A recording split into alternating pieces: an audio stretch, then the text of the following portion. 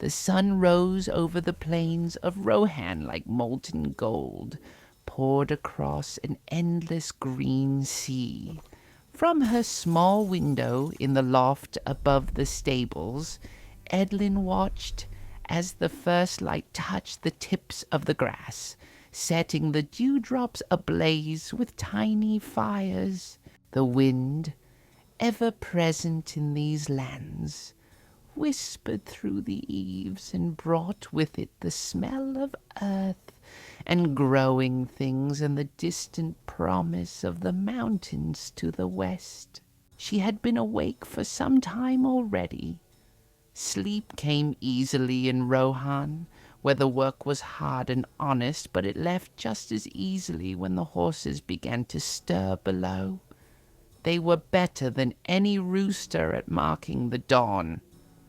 First came the soft shuffling of hooves on straw, then the occasional snort or whicker as the herd woke to greet another day. Eadlyn had learned long ago that there was no point in trying to sleep once the horses decided morning had arrived. She rose from her narrow bed and stretched until her shoulders gave a satisfying pop. The air in the loft was cool, not yet touched by the warmth that would come later.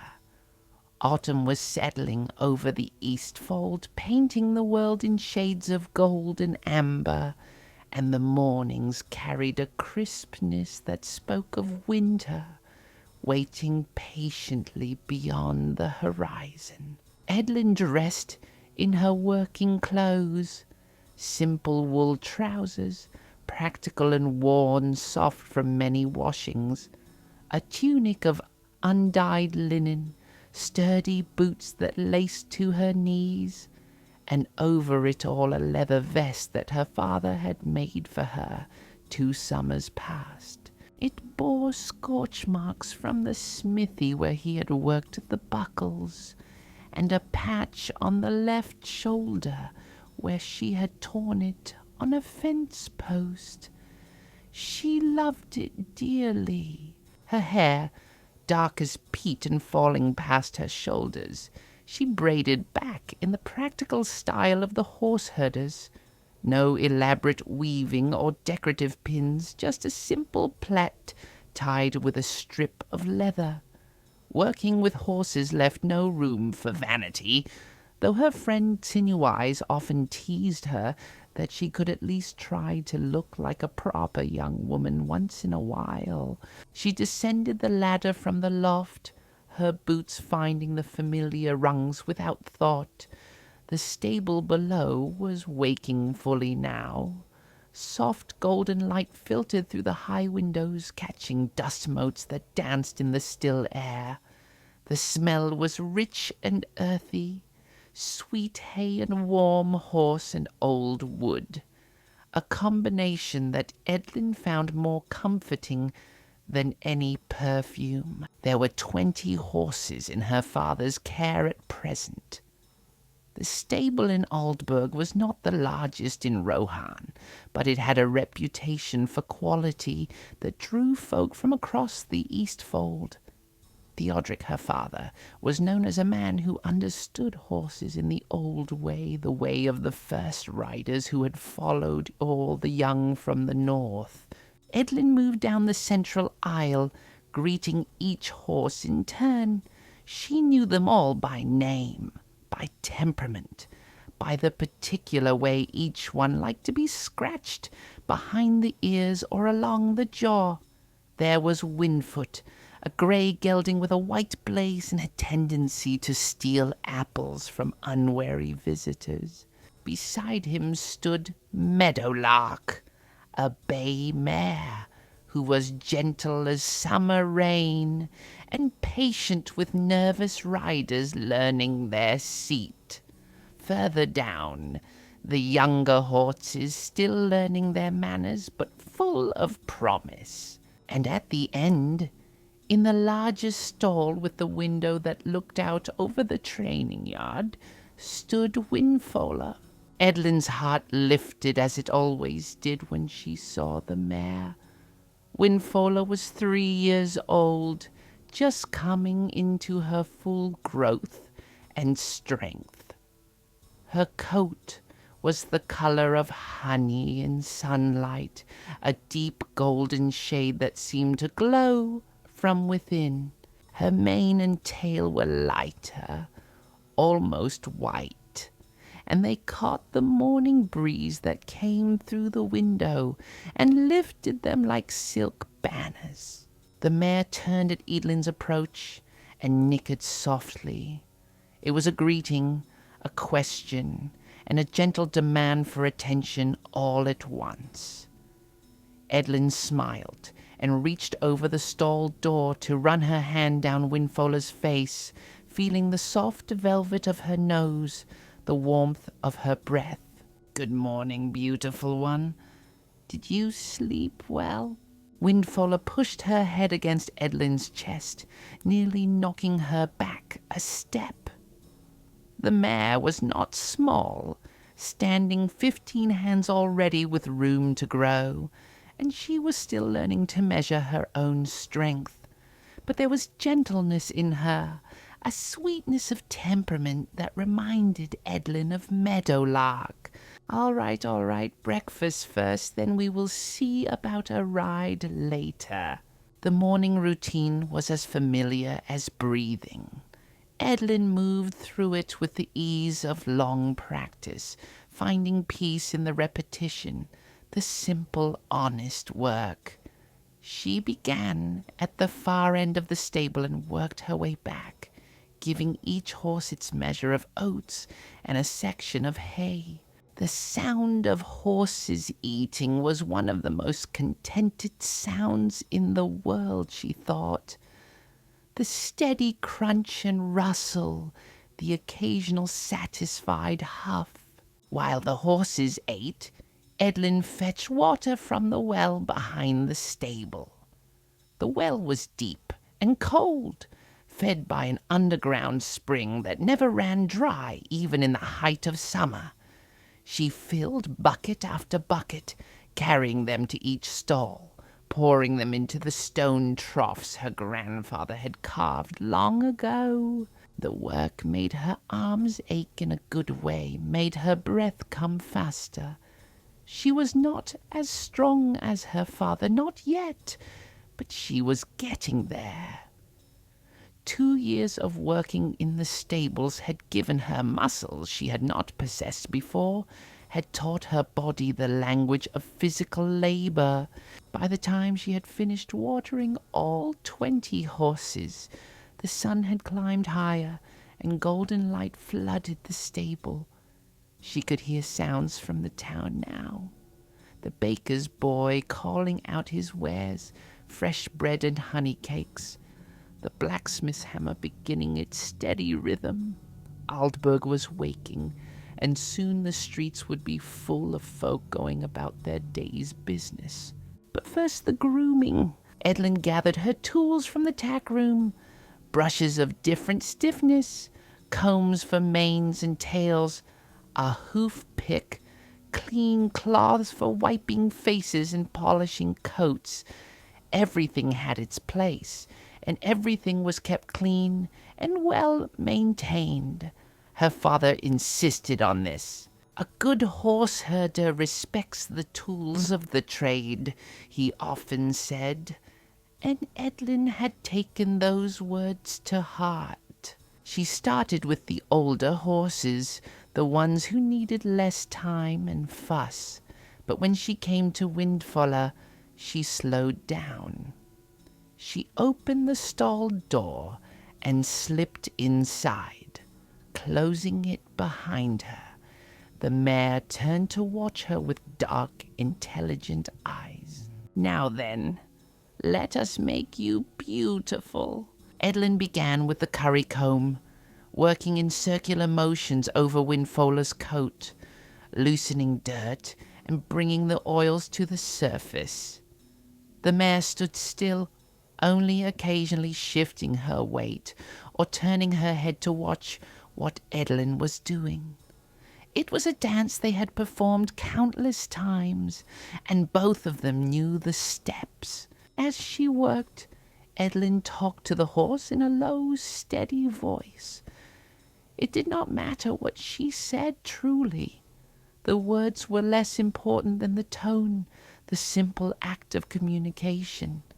She told Windfola about her dreams from the night before, about the festival that was coming, about nothing and everything. The currycomb gave way to the body brush, softer bristles that smoothed the coat and brought out its shine. Eadlyn brushed in long, steady strokes, following the direction of the hair, working from neck to shoulder to flank. Windfola's coat gleamed under her attention, catching the light like captured sunshine. The mane came next. Eadlyn worked through it carefully, with her fingers first, finding and gently loosening any tangles.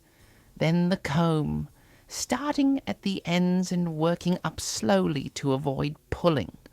Windfola's mane was thick and beautiful, and Eadlyn took pride in keeping it that way. "You could be one of the mares," she murmured as she combed. "Beautiful and proud and wise. What do you say to that?" Windfola snorted softly, and Eadlyn laughed. "All right.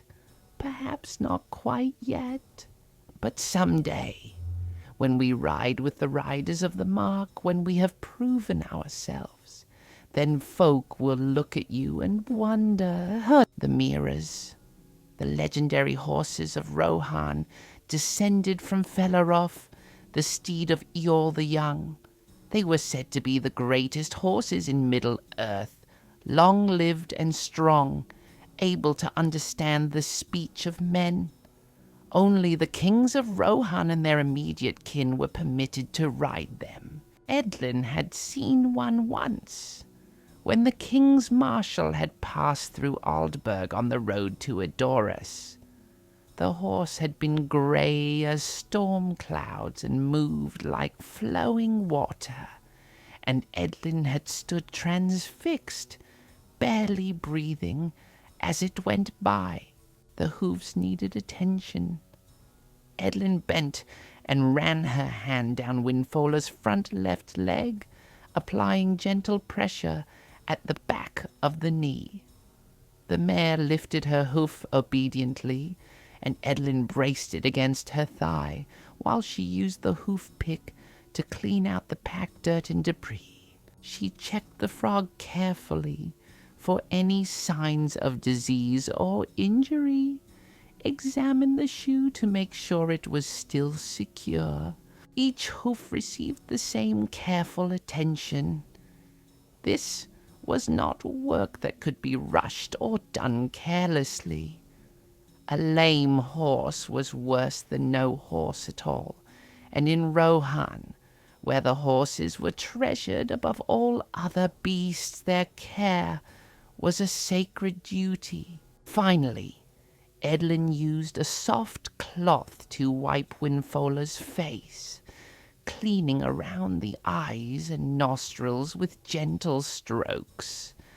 The mare lowered her head to make it easier, breathing softly against Eadlyn's neck. "There now, all done. What a good girl you are." She stood back to admire her work. Windfola gleamed in the morning light, every inch of her cared for and beautiful. The mare knew it too. There was something in the way she held her head, the arch of her neck, that spoke of quiet pride. The stable door opened, letting in a gust of wind and the sound of boots on stone. Eadlyn looked up to see her father entering, his broad shoulders blocking the doorway for a moment before he moved inside. Theodric was a man built like an oak tree, solid and strong, with hands that were gentle despite their size. His hair and beard were shot through with grey, and his face bore the weathered look of someone who had spent his life working outdoors. but his eyes were kind, and when he smiled, which was often, his whole face lit up with it. "You are up early, daughter." "The horses wake early," Eadlyn replied, grinning. "I only follow their lead." Theodric moved down the aisle, checking each horse as he went, running his hands over legs and backs with the practiced touch of a master. He paused at Windfola's stall and gave an appreciative nod. "She looks well. You have done good work here." Eadlyn felt warmth spread through her chest at the praise. Her father was not stingy with his approval, but neither did he give it lightly. When Theodric said something was well done, it meant something. "I was thinking," Eadlyn said carefully, "if there is time today, perhaps I might take her out for a proper ride. Beyond the training yard, I mean.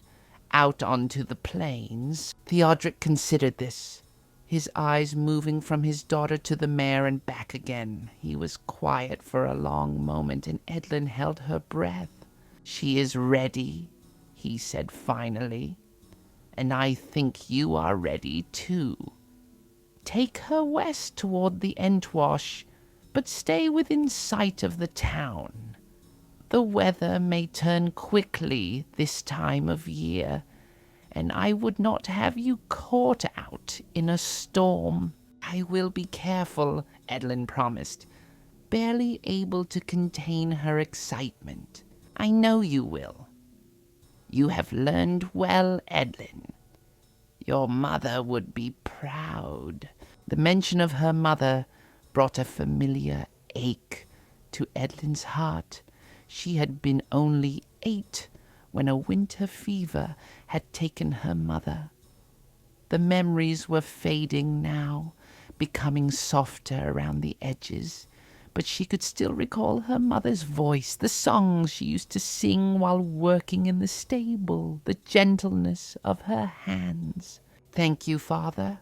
Theodric reached over and squeezed her shoulder. "Now we had best finish the morning work. Those stalls will not muck themselves, more's the pity." They worked together in comfortable silence, moving through the remaining tasks. Mucking out the stalls was not glamorous work, but it was necessary. Fresh straw had to be spread, water troughs checked and refilled, the tack room organized and cleaned. By the time they finished, the sun was well up, and Eadlyn's stomach was reminding her loudly that she had not yet eaten. They walked together to the small house beside the stable, where Theodric's housekeeper, old Edith, had breakfast waiting. "There you are," Edith said, bustling about the kitchen. "I was beginning to think you had forgotten you need food as well as horses. Sit, sit." The meal was simple but hearty. Fresh bread still warm from the oven, butter and honey, cold meat from yesterday's roast, apples from the tree behind the house.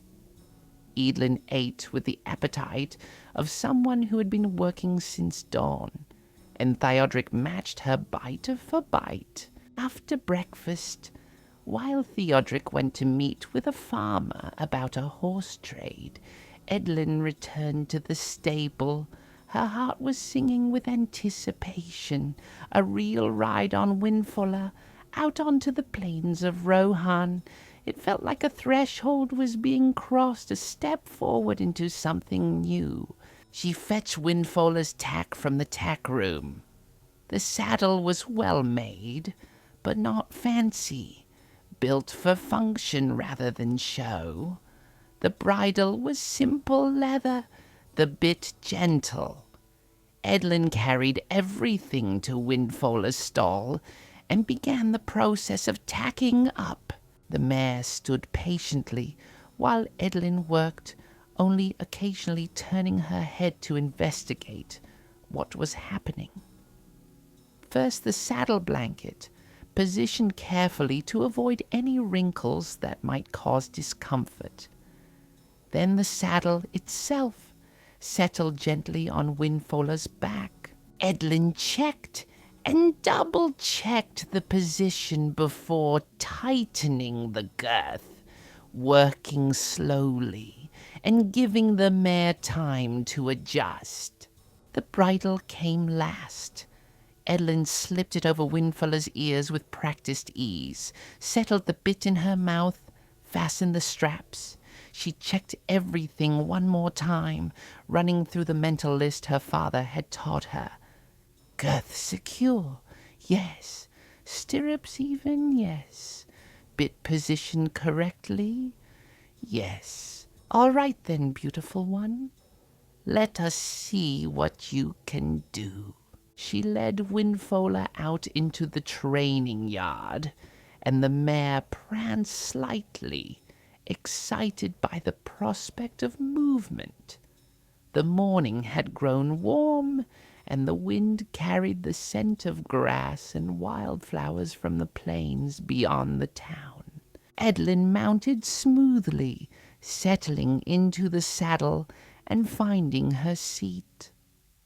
For a moment, she simply sat there, feeling the warmth of the horse beneath her, the subtle shifts of muscle and breath, and then she gathered the reins, touched her heels lightly to Windfola's sides, and they moved forward. They started at a walk, leaving the training yard and heading west through Aldburg streets. Folk paused in their work to wave or call out greetings. Everyone knew Theodric's daughter, the girl who was never happier than when she was in the stable. Beyond the town, the plains opened up before them like a promise. Grasslands rolling away to the horizon, broken only by the occasional stand of trees or distant farmstead. The sky was endless and blue, dotted with clouds that threw racing shadows across the earth. Eadlyn urged Windfola into a trot, and then, when the mare seemed eager, into a canter.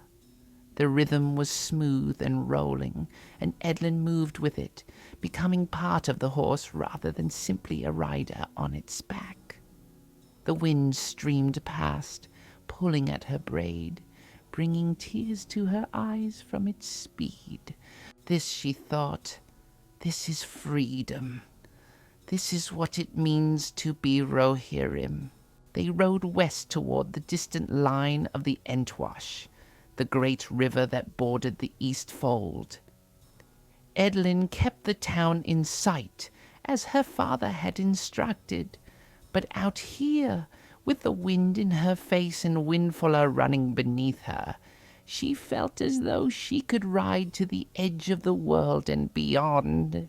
Eventually, she slowed Windfola to a walk, letting the mare catch her breath and cool down.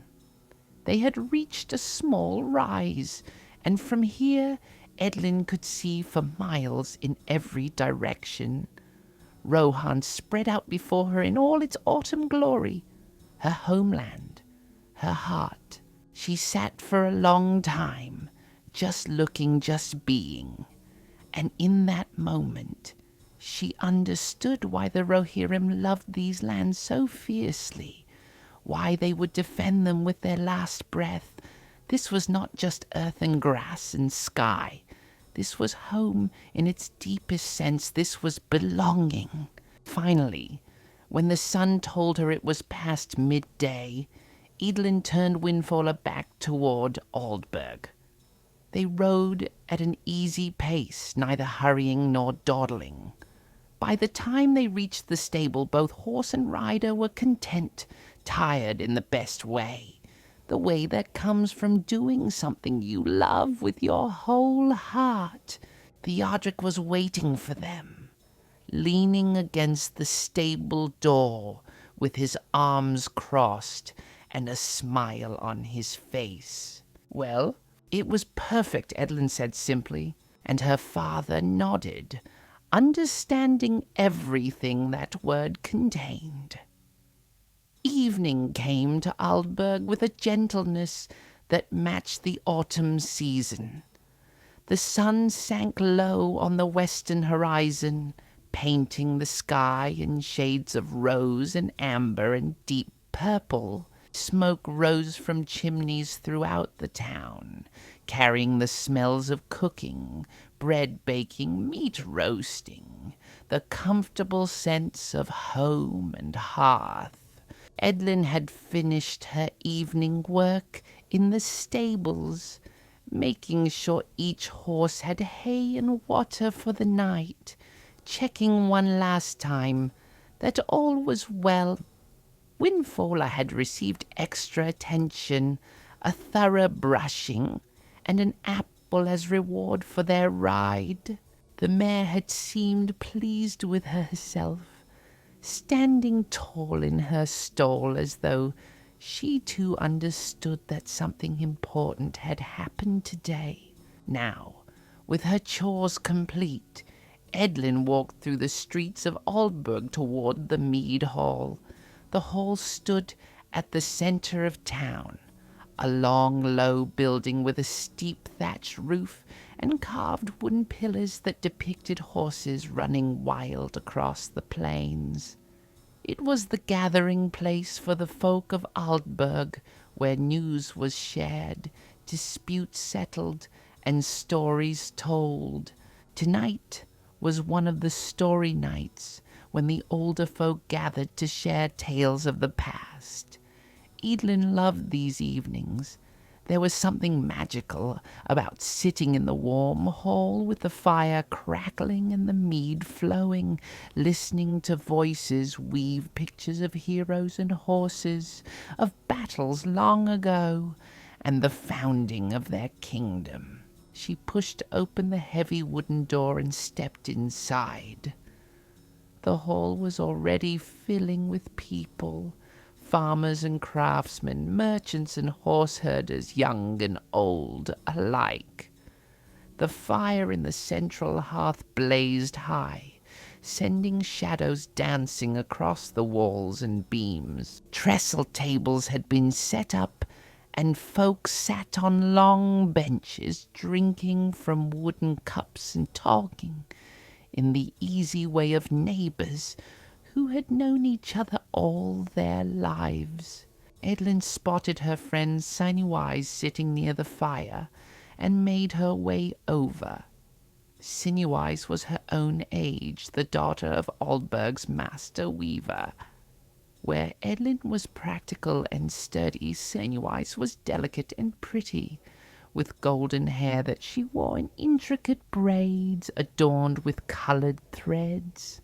Despite their differences, or perhaps because of them, they had been fast friends since childhood. "There you are," Sinewise said, patting the bench beside her. "I was beginning to think you had decided to sleep in the stables tonight." "I considered it," Eadlyn replied with a grin, settling down beside her friend. "But I heard Elfwine was telling stories tonight, and I would not miss that for anything." "Elfwine the Wise, they call him," Sinewise said. "Though, between you and me, I think he might be making up half of what he says. Some of those tales sound too grand to be true." Eadlyn shook her head. "He was there for many of them. He rode with the riders in his youth. My father says Elfwine was one of the finest horsemen in all of Rohan." "Was being the important word," Sinewise said. "Now he is just an old man who likes to hear himself talk." "But what wonderful talking it is," Eadlyn countered.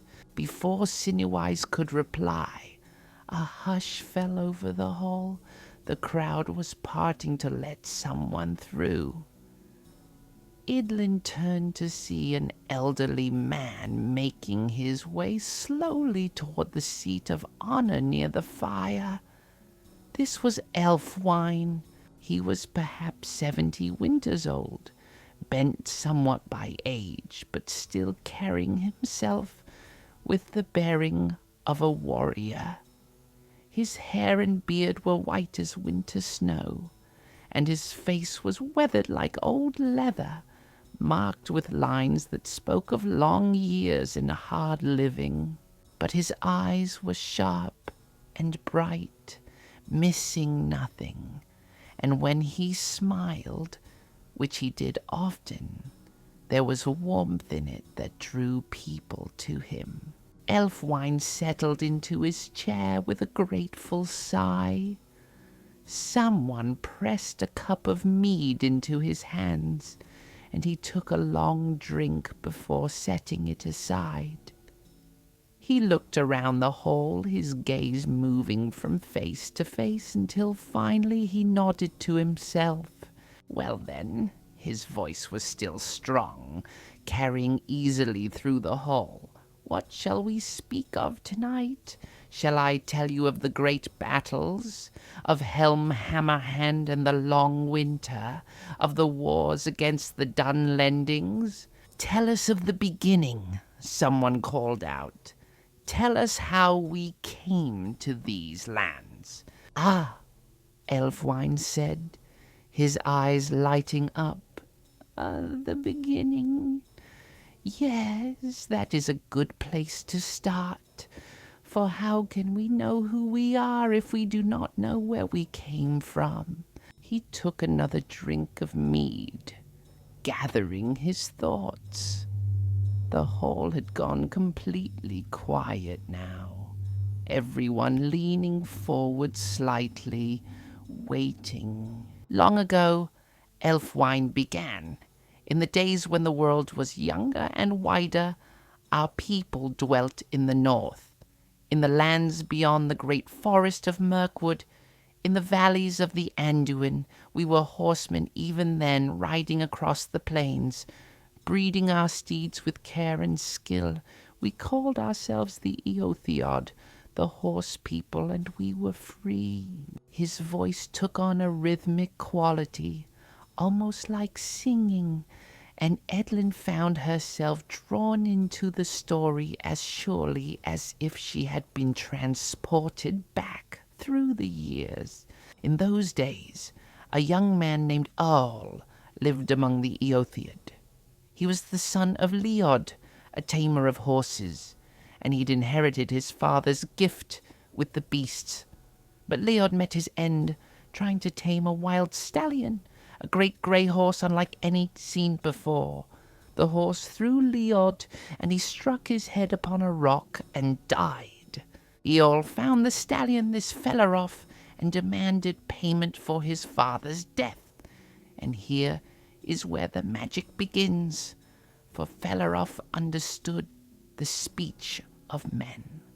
The horse bowed his head and submitted to Eorl, saying that he would serve the son as he should have served the father, and that he would be his steed until the end of his days. Eadlyn shivered. She had heard this story before many times, but it never failed to move her. The idea of a horse that could understand human speech, that chose its rider rather than being broken to the saddle, spoke to something deep in her heart. Eorl rode Felaroff for many years, Elfwine continued, and together they became legends among the Eothiod. Eorl was young but wise, brave but not foolish, and when the time came, he was chosen to lead his people. He was barely 25 winters old, young for such responsibility, but none doubted he was the right choice. Now, in the south, the kingdom of Gondor was beset by enemies. The Balchoth, fierce warriors from the east, had crossed the Anduin and threatened to overwhelm the armies of the steward. Messengers rode north seeking aid, but the journey was long and perilous, and hope was fading. The message reached Eorl in the north. He gathered the Eothiod, 6,000 riders strong, and led them south on the longest and swiftest ride in the history of our people. They rode for weeks without rest, covering ground that should have taken months. Felaroff led the way, tireless and sure-footed, and the other horses followed his example. Ælfwine paused to drink again, letting the suspense build. Eadlyn noticed that she was gripping the edge of the bench, her knuckles white. They arrived at the field of Celebrant just as the armies of Gondor were about to be destroyed. The Balshor thought they had won. They were celebrating their victory, growing careless. And then, from the north, came the sound of horns. The riders of the Eothiod swept down upon the enemy like a storm, like thunder across the plains. Eorl rode at their head on Felaroff, and his lance was lightning, and his sword was death. The battle was fierce, but short. The Balcoth broke before the fury of the riders, and those who did not fall fled back across the Anduin. The armies of Gondor were saved, and the steward Tyrion wept with gratitude. As reward for this great deed, Tyrion gave to Eorl and his people the land of Calenarden, the green fields that lay north of the White Mountains. It was a vast territory, empty and wild, perfect for a people who loved horses and open spaces. Eorl accepted, and he brought his people south to claim their new home. And there, upon the hill of Edoras, he built the first hall of the kings, and he named these lands Rohan, the land of horses, and his people became the Rohirrim, the horse lords. Ælfwine fell silent, and for a long moment no one in the hall spoke. Then, slowly, conversation resumed, but quieter now, more thoughtful. Eadlyn sat back, her mind full of images. Eorl the Young riding south on Felaroff, 6,000 horsemen at his back, the thunder of hooves, the flash of spears, the courage to ride to the aid of strangers. This was her heritage, her history. These were the deeds that had made her people what they were. Do you ever wonder what it was like? She said quietly to Sinew-Eyes. To be there at the beginning, to see Felaroff and Eorl together. I wonder what it was like to have a horse that never needed shoeing or feeding, Sinew-Eyes replied. That would save considerable work. Eadlyn laughed despite herself. You have no romance in your soul. I have plenty of romance, thank you very much. I just prefer it to involve less mud and horsehair.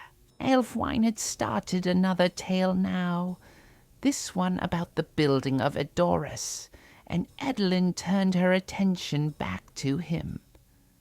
The old rider spoke of hauling timber from the forests, of quarrying stone from the mountains, of raising the golden hall with their own hands. His words painted pictures so vivid that Eadlyn could almost see the great pillars rising, could almost hear the songs the workers sang as they labored. As the evening wore on, more stories followed. Tales of brave riders who had defended the borders against raiders, stories of legendary horses, descendants of Felaroff, who had carried their masters through impossible dangers, accounts of harsh winters survived, and good harvests celebrated. The history of Rohan unfolded in words and memory, passed down from one generation to the next. At one point, a young man stood up from the back of the hall. Eadlyn recognized him as Grimbold, a captain of the local garrison, young but already respected for his skill with sword and spear. "Elfwine," Grimbold called out, "tell us of the Shadowmane." A murmur ran through the hall at this request. Eadlyn leaned forward, suddenly very interested. She had heard whispers about the Shadowmane, but never the full story. Elfwine stroked his beard thoughtfully. "The Shadowmane? Ah, that is a tale for our own times." "Very well." He shifted in his chair, his expression becoming more serious. 3 years passed. A stallion was born in the wild herds that run along the Entwash. From the moment he could stand, it was clear he was no ordinary horse. He was black as midnight, with not a single mark of white upon him. His mane and tail flowed like water, and his eyes held an intelligence that was almost frightening. The horse herders tried to bring him in, to gentle him and train him as they do with all the young horses from the wild herds, but the Shadowmane would have none of it. He broke every rope, jumped every fence, and fought with such fury that eventually they gave up and let him go. Now he runs free in the Eastfold, and he has gathered his own herd. A dozen mares follow him, and together they roam from the Entwash to the borders of Fangorn. Some say he is touched by the old magic, that he carries the blood of Felaroth in his veins. Others say he is simply wild and clever and strong. Many have tried to catch him. Young riders seeking to prove themselves, horse tamers hoping to add his strength to their breeding lines. But the Shadowmane is too swift, too clever.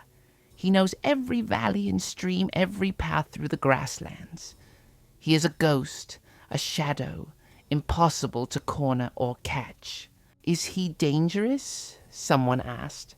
"Only to pride," Elfwine replied with a slight smile. "He has never harmed anyone, though he has embarrassed more than a few would-be horse-tamers. No, the Shadowmane is not evil or vicious. He is simply free, and he intends to stay that way." Eadlyn found herself fascinated by this tale. A wild horse, black as night, running free across the plains of Rohan.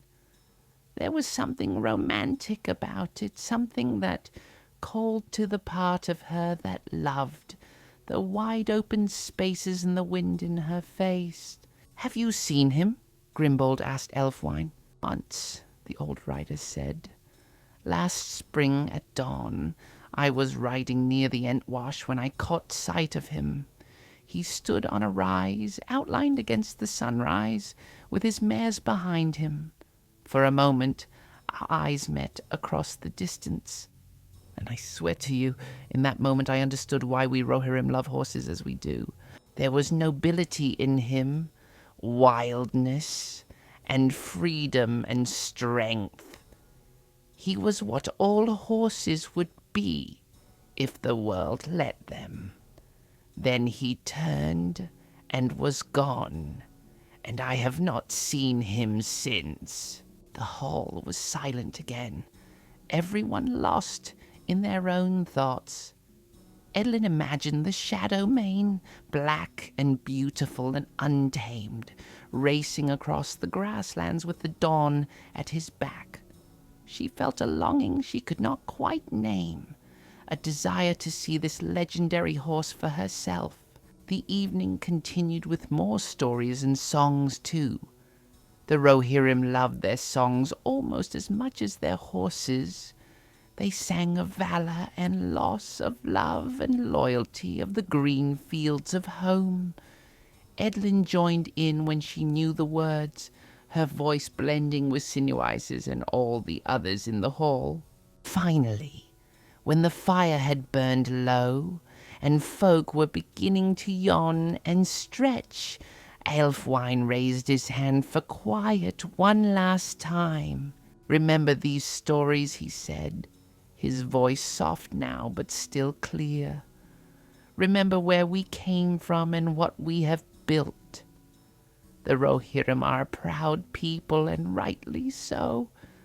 We have earned our place in this world through courage and honor and loyalty. These are the virtues that define us. But remember also that pride without humility is dangerous. We are strong, yes, but we are not invincible. We love our horses and our lands, but we must not forget that we are also part of something larger. We have allies and friends, and when they call for aid as Gondor once did, we must answer." He looked around the hall, his gaze resting on each person for a moment. "You young ones especially must remember this. The world is changing. Dark times may be coming. But if we hold true to what makes us Rohirrim, to the virtues of Eol and all who came after, then we will endure. We will ride forth to meet whatever comes, and we will not falter." With that, he stood slowly, and the hall rose with him in respect. Aelfwine made his way to the door, and folk parted to let him pass, many reaching out to touch his shoulder or clasp his hand as he went. Eadlyn walked home with Sinuise through the quiet streets of Aldburg. The night was clear and cold, and overhead the stars blazed in their thousands. The two friends said little, both lost in thought, still caught up in the stories they had heard. At the door to her father's house, Eadlyn paused and looked up at the sky. Somewhere out there in the darkness, the shadow mane was running free. Somewhere beyond the horizon, in Edoras, the golden hall stood as it had for generations, a symbol of her people's strength. And here, in this small town in the Eastfold, she was learning what it meant to be Rohirrim. Learning the stories, learning the skills, becoming part of a tradition that stretched back through the centuries. "Good night, Sinuise," she said softly. "Good night, Eadlyn. Dream of black horses and ancient heroes." Eadlyn smiled. "I think I will." She slipped inside, climbed the ladder to her loft, and lay down in her narrow bed.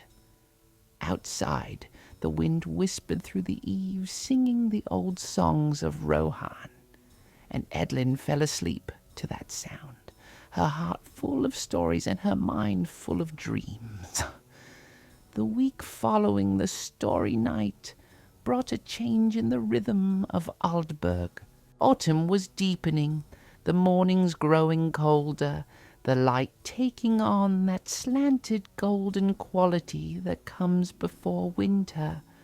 But more than the season, it was anticipation that charged the air. The harvest festival was coming, and with it all the preparations and excitement that such an event brought.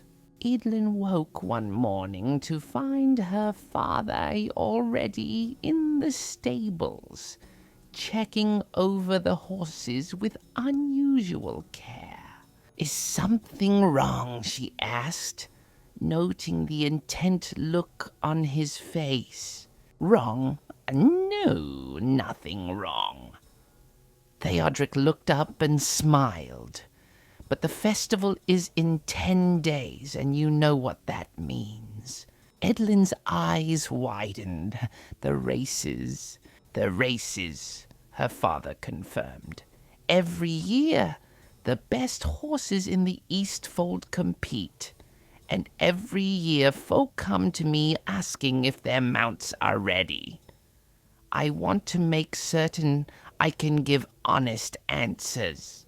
The Harvest Festival races were legendary in Aldburg and the surrounding area. Riders came from as far as Edoras to compete, bringing their finest horses. There were races for different distances, different types of mounts.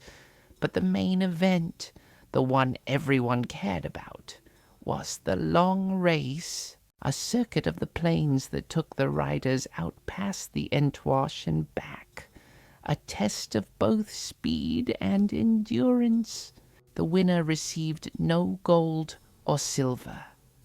The prize was simpler, but more valuable to the Rohirrim. Glory. The right to say for 1 year that their horse was the swiftest in the Eastfold. For a people who measured their worth in horses, this was no small thing. Eadlyn had watched the races every year since she was old enough to remember. She had cheered for her favorites, held her breath during close finishes, celebrated with the winners. But she had never considered entering herself. The riders were all experienced, skilled horsemen and women who had been riding since before they could walk. She was just a horse herder's daughter, still learning her craft. But now, standing in the stable with the morning light streaming through the windows, an idea began to form in her mind. A wild, improbable, exciting idea. "Father," she said slowly, "could I enter?" Theodric looked at her for a long moment. His expression was unreadable. "You?" "Me, with Windfola. She is fast, and she has stamina. And I think we could do well. Maybe not win, but do well. The long race is not easy, daughter. It is several hours of hard riding. The horses must be strong, and the riders must know what they are doing. A mistake could injure both mount and rider." "I know," Eadlyn said, "but I have been riding all my life. You taught me yourself. And Windfola, she is special. I feel it when I ride her. We understand each other." Theodric was quiet again, thinking. Then finally he nodded. "Very well. You may enter." But he held up a hand as Eadlyn started to celebrate. "You will train properly every day. You will take Windfola on long rides. You will build her endurance and your own. You will learn the course, and if at any point I decide that either you or the mare are not ready, you will withdraw. Agreed?" "Agreed," Eadlyn said quickly, her heart soaring. "Good. Now, let us finish the morning work. You can start training this afternoon." The news spread through Aldburg with the speed of wildfire. By midday, it seemed everyone knew that Theodric's daughter was entering the races. Reactions were mixed. Some folk thought it was wonderful that a young woman was competing. Others were more skeptical, wondering if she had the skill and strength for such a challenge. Sinew-Eyes appeared at the stables just after lunch, slightly out of breath from running. "Is it true? You are racing?" "It is true," Eadlyn confirmed, grinning. "Have you lost your mind? Those races are brutal. I have seen grown men, experienced riders, finish so exhausted they could barely stand. And you are going to try it on a 3-year-old mare. She is almost 4, Eadlyn corrected. And yes, I am going to try. Will you support me or lecture me? Sinew-Eyes sighed dramatically. Support you, of course. Though I reserve the right to say I told you so if this goes badly. Fair enough. But Eadlyn's confidence was not misplaced. That afternoon she took Windfola out for the first of many training rides. They rode west toward the Entwash, further than they had gone before, pushing the pace. Windfola responded beautifully, her stride eating up the ground, her breathing steady even as they galloped across the plains. Over the following days, they rode longer and harder. Eadlyn learned to read her mare's signals, to know when to push and when to ease back, when to let her run and when to conserve energy. She learned the land, studying the course the race would follow, memorizing every rise and dip, every stream crossing and rocky patch. Meanwhile, Aldburg itself was transforming. The Harvest Festival was about more than just horse races. It was a celebration of the year's bounty, a time for the whole community to come together before winter's arrival. Eadlyn found herself pulled into the preparations along with everyone else. When she was not training with Windfola, she was helping to set up the festival grounds in the large field north of town. Long tables were assembled for the feast. A platform was built for the musicians.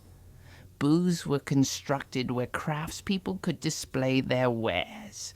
One afternoon, Eadlyn was helping to string colored ribbons between poles when Sinew-Eyes appeared with an armful of fabric. "What is all that?" Eadlyn asked. "Festival clothes," Sinew-Eyes replied. "Mother has been sewing for weeks. And before you protest, she made something for you, too." She held up a tunic of deep green wool, simply cut but beautifully made, with embroidery along the hem in gold thread. A pattern of running horses, Eadlyn realized, her fingers tracing the stitches. "It is beautiful," she said softly. "You will wear it to the feast after the races," Sinew-Eyes said firmly. "And I will hear no arguments about practicality or working clothes or any of that. Even horse herders can look nice sometimes." Eadlyn laughed. "Very well, I will wear it. And thank your mother for me. This must have taken hours." "Days," Sinew-Eyes corrected. "But she says it was worth it to see you finally care about something other than horses." "I care about other things," Eadlyn protested. "Name 3. Eadlyn opened her mouth, then closed it again. Sinew-Eyes smirked. "That is what I thought." The brewing began a few days before the festival. The women of Aldburg gathered in the largest kitchen in town, which belonged to the baker, and spent an entire day making vast quantities of mead and ale. The air was thick with the sweet smell of honey and the yeasty scent of fermenting grain. Eadlyn was assigned to stirring one of the great pots of mead, a task that required strength and patience. She stood over the heat, stirring in slow, steady circles, while around her other women worked at different tasks, chopping fruit to add flavor, tending fires, washing endless jars and bottles. They sang while they worked, old songs that had been sung at harvest time for generations.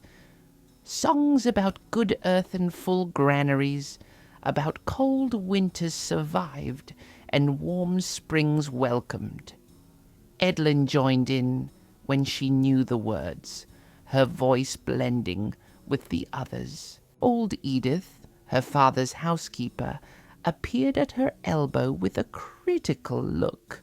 "Not too fast with that stirring, girl. You will slosh it everywhere.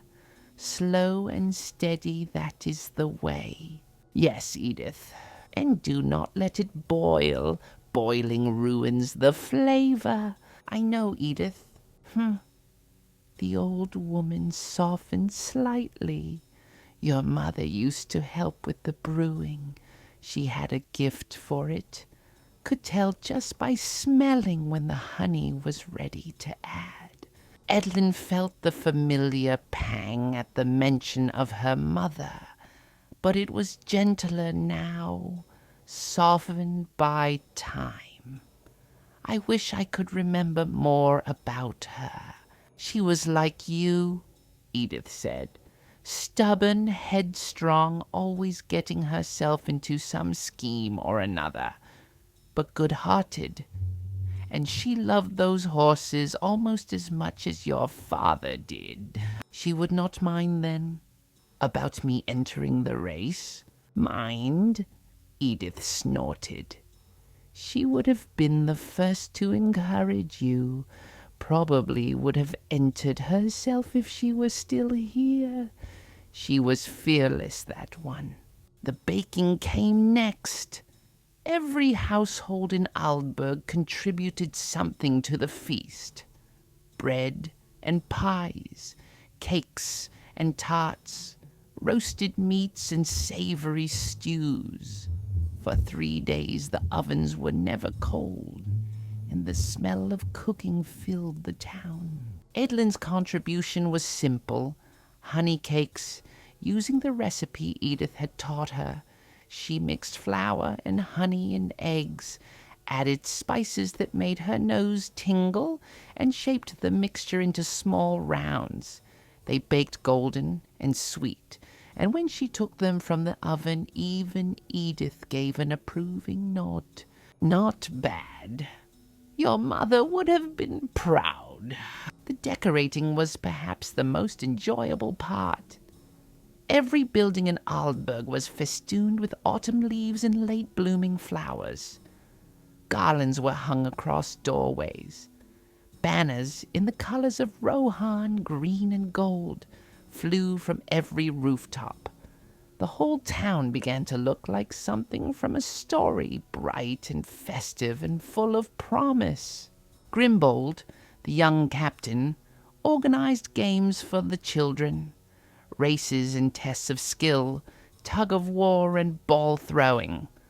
Eadlyn passed the field one afternoon and saw him teaching a group of youngsters how to shoot with small practice bows.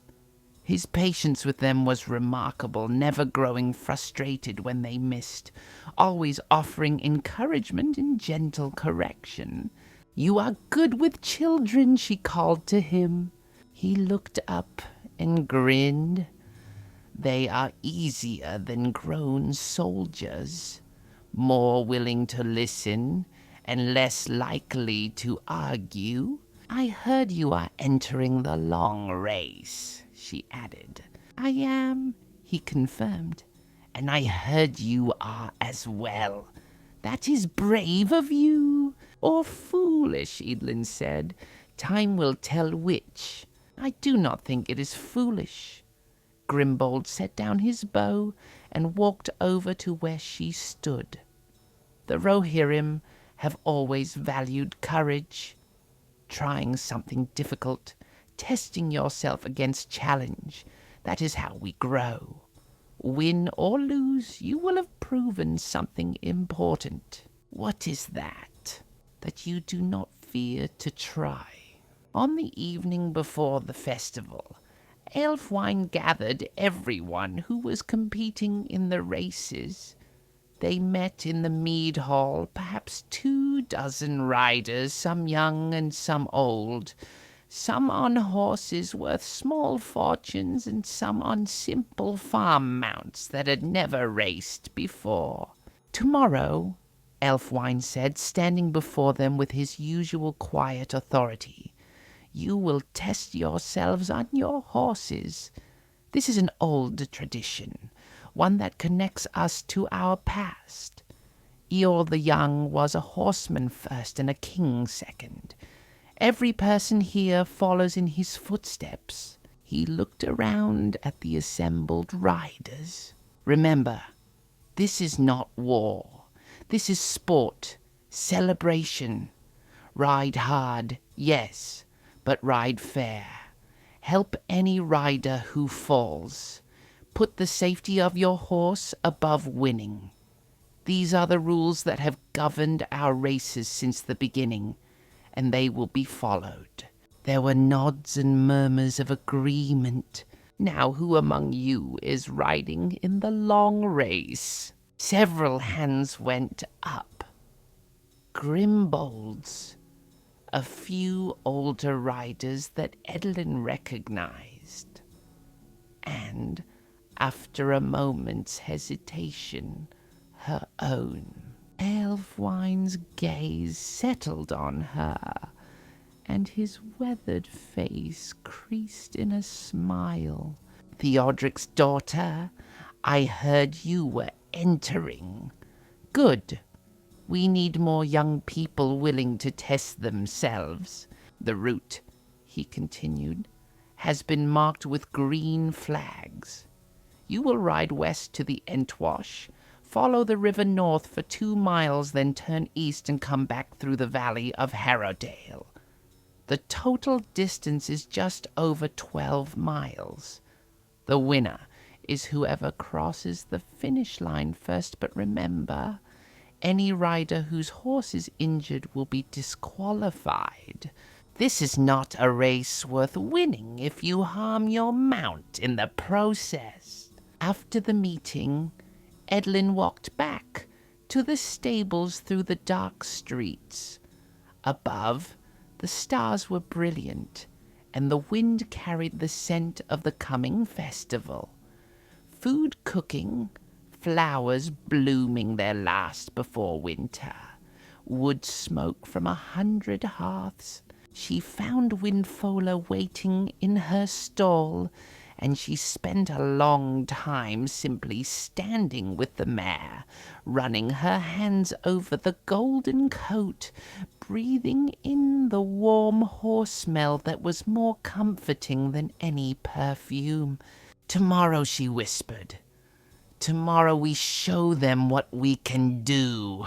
Windfola turned her head and gently lipped at Eadlyn's hair. In the dim light of the stable, her dark eyes were calm and trusting. Eadlyn felt a wave of love for the mare, so strong it almost hurt. Whatever happened in the race, whatever the outcome, they would face it together. That was what mattered, not winning or losing, but the partnership, the bond that made rider and horse into something more than the sum of their parts. She gave Windfola one last pat and climbed the ladder to her loft. Tomorrow would be a long day. She needed rest, but sleep was slow in coming. She lay in her narrow bed, listening to the soft sounds of the horses below, and her mind raced with thoughts of the coming day, the course stretching out before her, the other riders, experienced and skilled, the moment when the horn would sound and they would all surge forward. Would she be fast enough? Would Windfola have the endurance? Would they finish at all? But beneath the worry was something else. Excitement. Joy. The simple pleasure of doing something she loved with a horse she adored. Whatever tomorrow brought, she would face it with her whole heart. Finally, as the moon climbed high above Aldburg and the wind sang its endless song across the plains of Rohan, Eadlyn fell asleep, and she dreamed of running, of the thunder of hooves and the wind in her face, of green banners and golden light, of crossing a finish line with her mare's mane streaming like silk in the sun. The morning of the festival arrived with fog. Thick white mist rolled across the plains, turning the familiar landscape into something strange and dreamlike.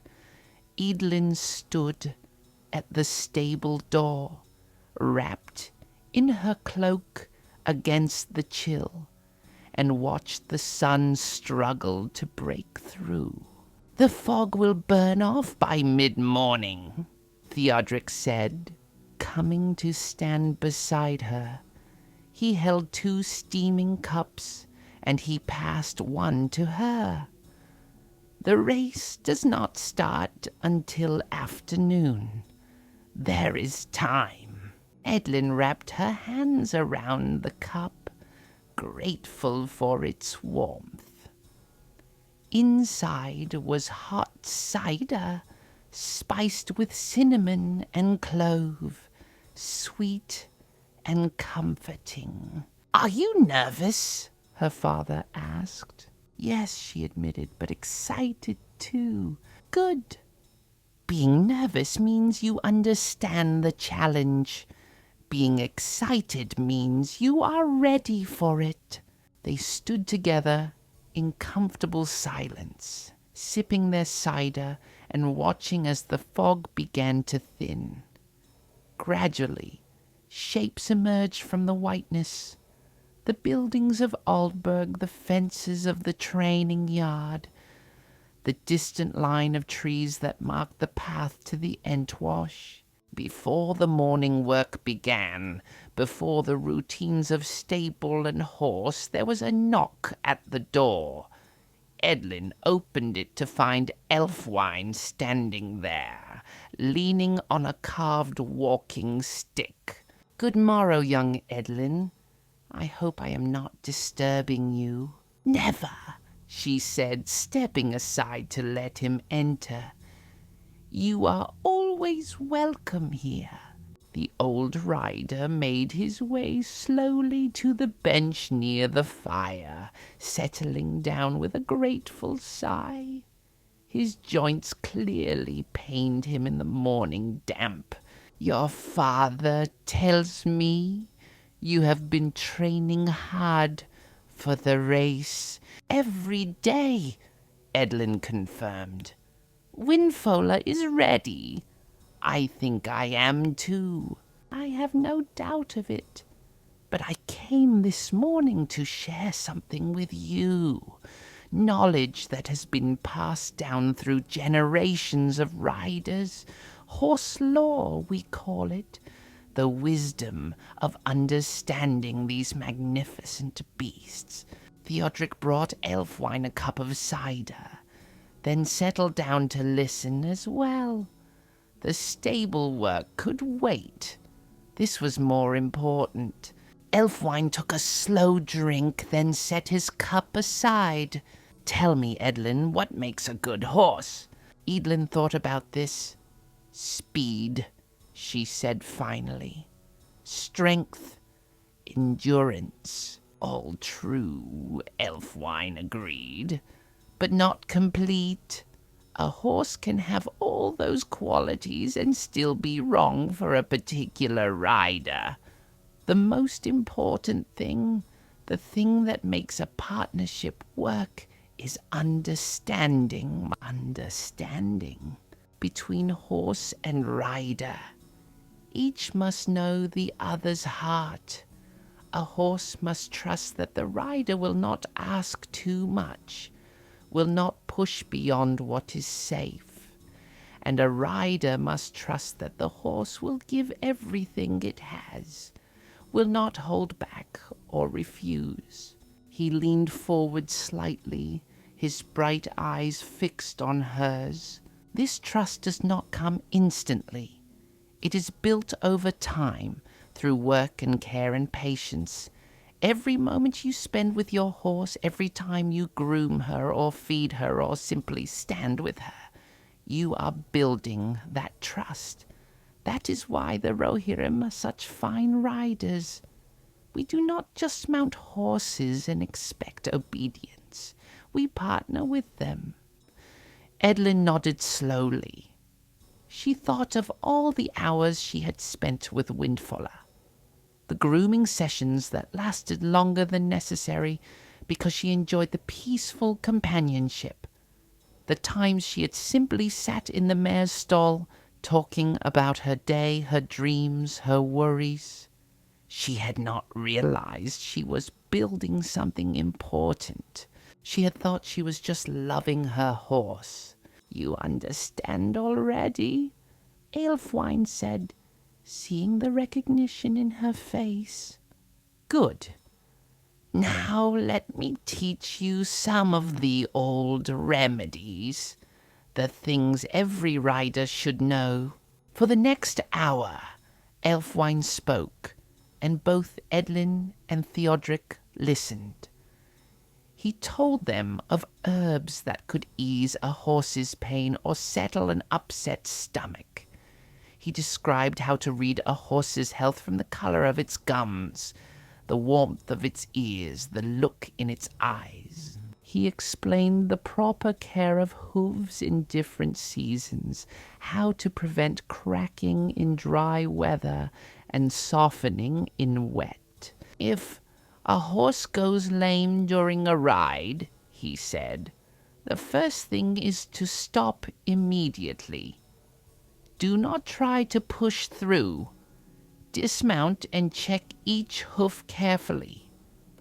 Often, a stone has lodged in the frog, and removing it will solve the problem." "And if it is not a stone?" Eadlyn asked. "Then you walk the horse home slowly, letting it set its own pace. Never ride a lame horse. The damage you could cause is not worth any race or journey." He spoke of the old beliefs, too, the folklore that had grown up around horses in Rohan. Some horses, it was said, could sense bad weather hours before it arrived. Others could find their way home over unfamiliar ground, guided by some instinct humans did not possess. The mares, the legendary horses descended from Felaroth, were said to have even greater gifts. They understood the speech of men, chose their own riders, and lived far longer than ordinary horses. "Have you ever seen a mare?" Eadlyn asked. "Once," Aelfwine said, his voice taking on a distant quality. "I was young, perhaps your age, and I traveled to Edoras on business for my father. The king at that time rode a great grey horse, a grandson of Felaroth himself. I saw them together in the courtyard of the Golden Hall. His eyes had a faraway look now, seeing something from decades past. The horse was enormous, taller than any other I had seen. His coat was silver as moonlight, and his mane and tail were white as fresh snow. But it was his eyes that I remember most clearly. They looked at you, and you felt seen, truly seen, in a way that was almost frightening. There was wisdom in those eyes, ancient and deep. The king mounted, and they moved together as though they were one being. There was no visible communication, no command given that I could see. Yet the horse knew exactly what was wanted. They rode out of the courtyard and down through Eadlyn, and folks stopped their work to watch them pass. It was like watching poetry made flesh, like seeing the wind given form. Eadlyn shivered imagining it. To ride such a horse, to partner with such a magnificent creature, it seemed like a dream too grand to even hope for. The mirrors choose their riders, Elfwine continued. You cannot tame them or break them to the saddle. They must decide that you are worthy. Most of us never earn such an honor, but any horse, if given proper care and respect, can become a partner worthy of pride. He turned to look at Eadlyn directly. Your Windfola. She is not a mirror. But I have watched you with her, and I see the bond you are building. That is just as valuable. Perhaps more so because you have created it through your own effort, rather than inheriting some ancient bloodline. Thank you, Eadlyn said softly. Now, Elfwine stood slowly, using his stick for support. Let me see this mare you will race on. They walked out to the stable together. The fog had burned away as Theodric had predicted, and the morning sun was warm on their faces. Inside the stable, Windfola nickered at Eadlyn's approach, tossing her head in greeting. Elfwine moved closer, studying the mare with an expert's eye. He ran his hands over her legs, feeling for soundness. He examined her hooves, checked her teeth, looked into her eyes. Finally he stepped back and nodded. She is well made. Good bones, strong hindquarters, deep chest for stamina. And more importantly, he smiled. She has heart. I can see it in the way she looks at you. She would run through fire for you if you asked. I would never ask that, Eadlyn said quickly. I know. That is why she would do it. The horses who are most loyal are those whose riders would never abuse that loyalty. Elfwine turned to leave, then paused. One more thing, young Eadlyn, about the race today. Do not try to win. Eadlyn blinked in surprise, but let me finish. Do not try to win, try to give your best. There is a difference. If you focus only on winning, you may push too hard, ask too much of your horse, make foolish choices. But if you focus on giving your best, on riding well, and honoring your partnership with Windfola, then whatever result comes will be right. He tapped his stick on the ground for emphasis. The race is not about defeating others. It is about testing yourself, about seeing what you and your horse can do together. If you finish first, wonderful. If you finish last but rode well and cared for your mount properly, that is equally worthy of pride. I understand, Eadlyn said. I believe you do. After Elfwine left, Eadlyn spent the rest of the morning in careful preparation. She groomed Windfola until the mare's coat shone like captured sunlight. She checked the saddle and bridle multiple times, making certain every strap was secure, every buckle fastened properly. She picked out Windfola's hooves with extra care, examining each one for any sign of problems. Theodric worked alongside her, preparing his own horse. He too would ride in one of the races, though not the long one.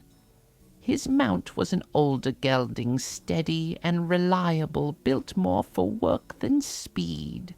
You have done everything you can, he said finally. Now you must trust in your training and your horse. I know, it is just nerve-wracking. He smiled. That is normal. Every rider feels this way before a race. The ones who say they do not are lying. At midday, they closed the stable and walked together into town. Aldburg had transformed.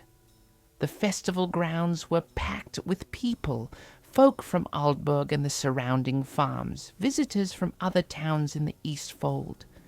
Booths lined the edges selling food and drink, crafts and trinkets.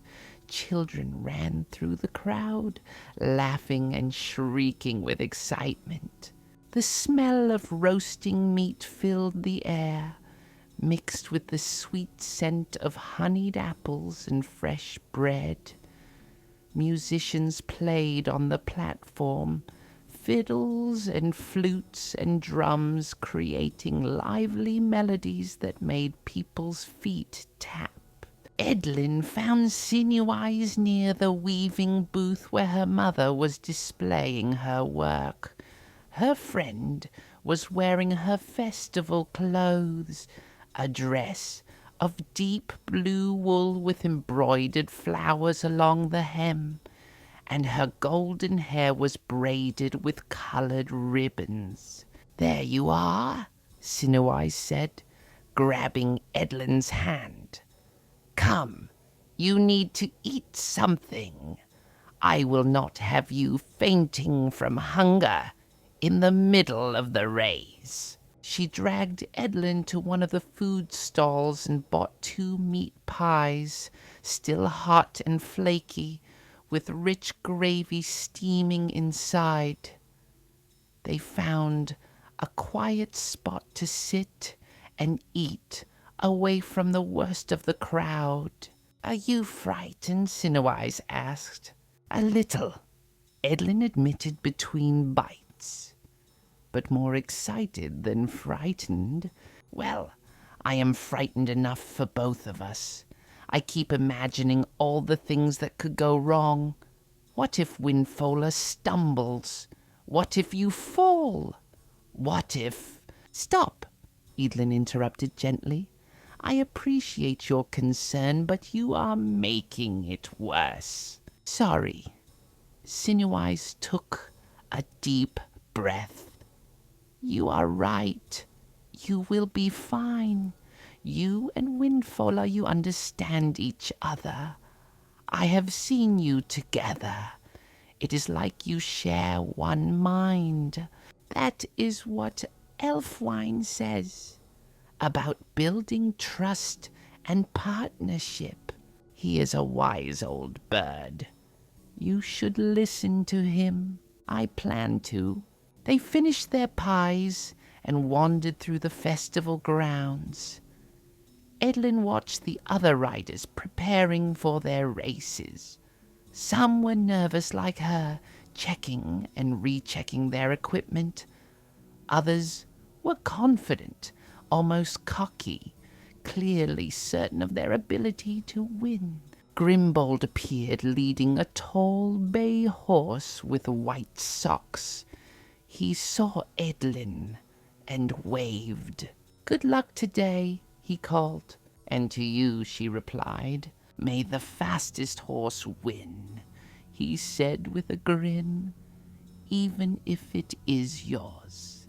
The short races were held first, quarter-mile sprints that ended almost before they began, with horses and riders thundering past in a blur of speed. The crowd cheered and placed good-natured wagers. Children ran alongside the course, trying to keep up and failing delightfully. Eadlyn watched it all, but her mind was already on the long race. The real test. The challenge that would push her and Windfola to their limits. The sun climbed higher, marking the passage of time. The moment was approaching. Soon, very soon, the long race would begin. And Eadlyn, standing at the edge of the crowd, with her heart pounding and her hands shaking slightly, felt more alive than she had ever felt before.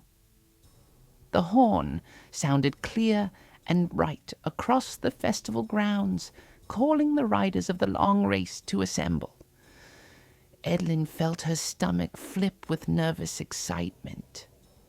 This was it, the moment she had been training for, dreaming about, worrying over. She made her way to the stables where Windfola waited, already saddled and ready. The mare seemed to sense the importance of the moment. She stood tall, ears pricked forward, muscles quivering slightly with anticipation.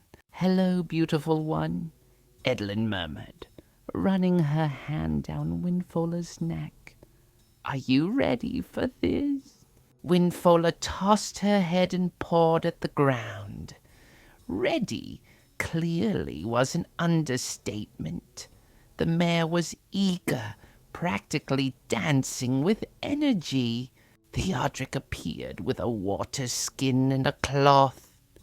He dampened the cloth and wiped Windfola's face gently, cooling her before the race. "Remember everything we practice," he said to Eadlyn. "Pace yourself. Do not try to lead from the start. Let the eager ones tire themselves out, then make your move in the final stretch." "Yes, father. And if anything feels wrong, if Windfola seems to be struggling, or if you are uncertain, pull out. There is no shame in that. There is only shame in injuring your horse through pride or stubbornness." "I understand." He stepped back and looked at his daughter for a long moment. Then he smiled, and there was pride in it, and love. "Your mother would be so proud of you right now. I wish she could see this." Eadlyn felt tears prick at her eyes, but she blinked them away. There would be time for emotion later. Now she needed to focus. She mounted Windfola in one smooth motion, settling into the saddle and gathering the reins. The mare shifted beneath her, eager to move. The other riders were assembling at the starting line. Eadlyn counted perhaps 15 in total.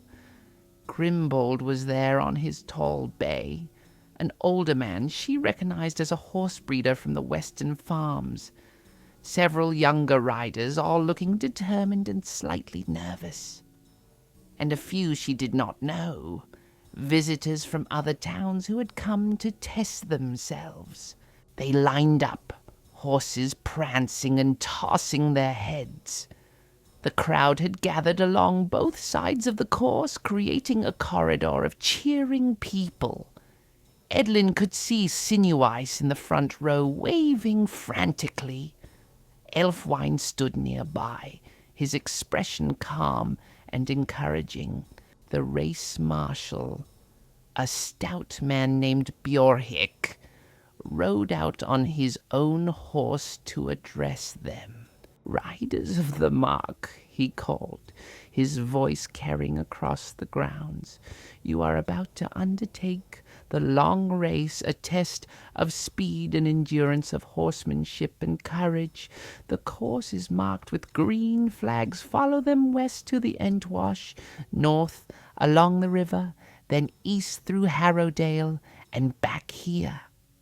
The first to cross the finish line wins." He paused, looking at each rider in turn. "But remember, this is a race, not a war. Ride hard, but ride fair.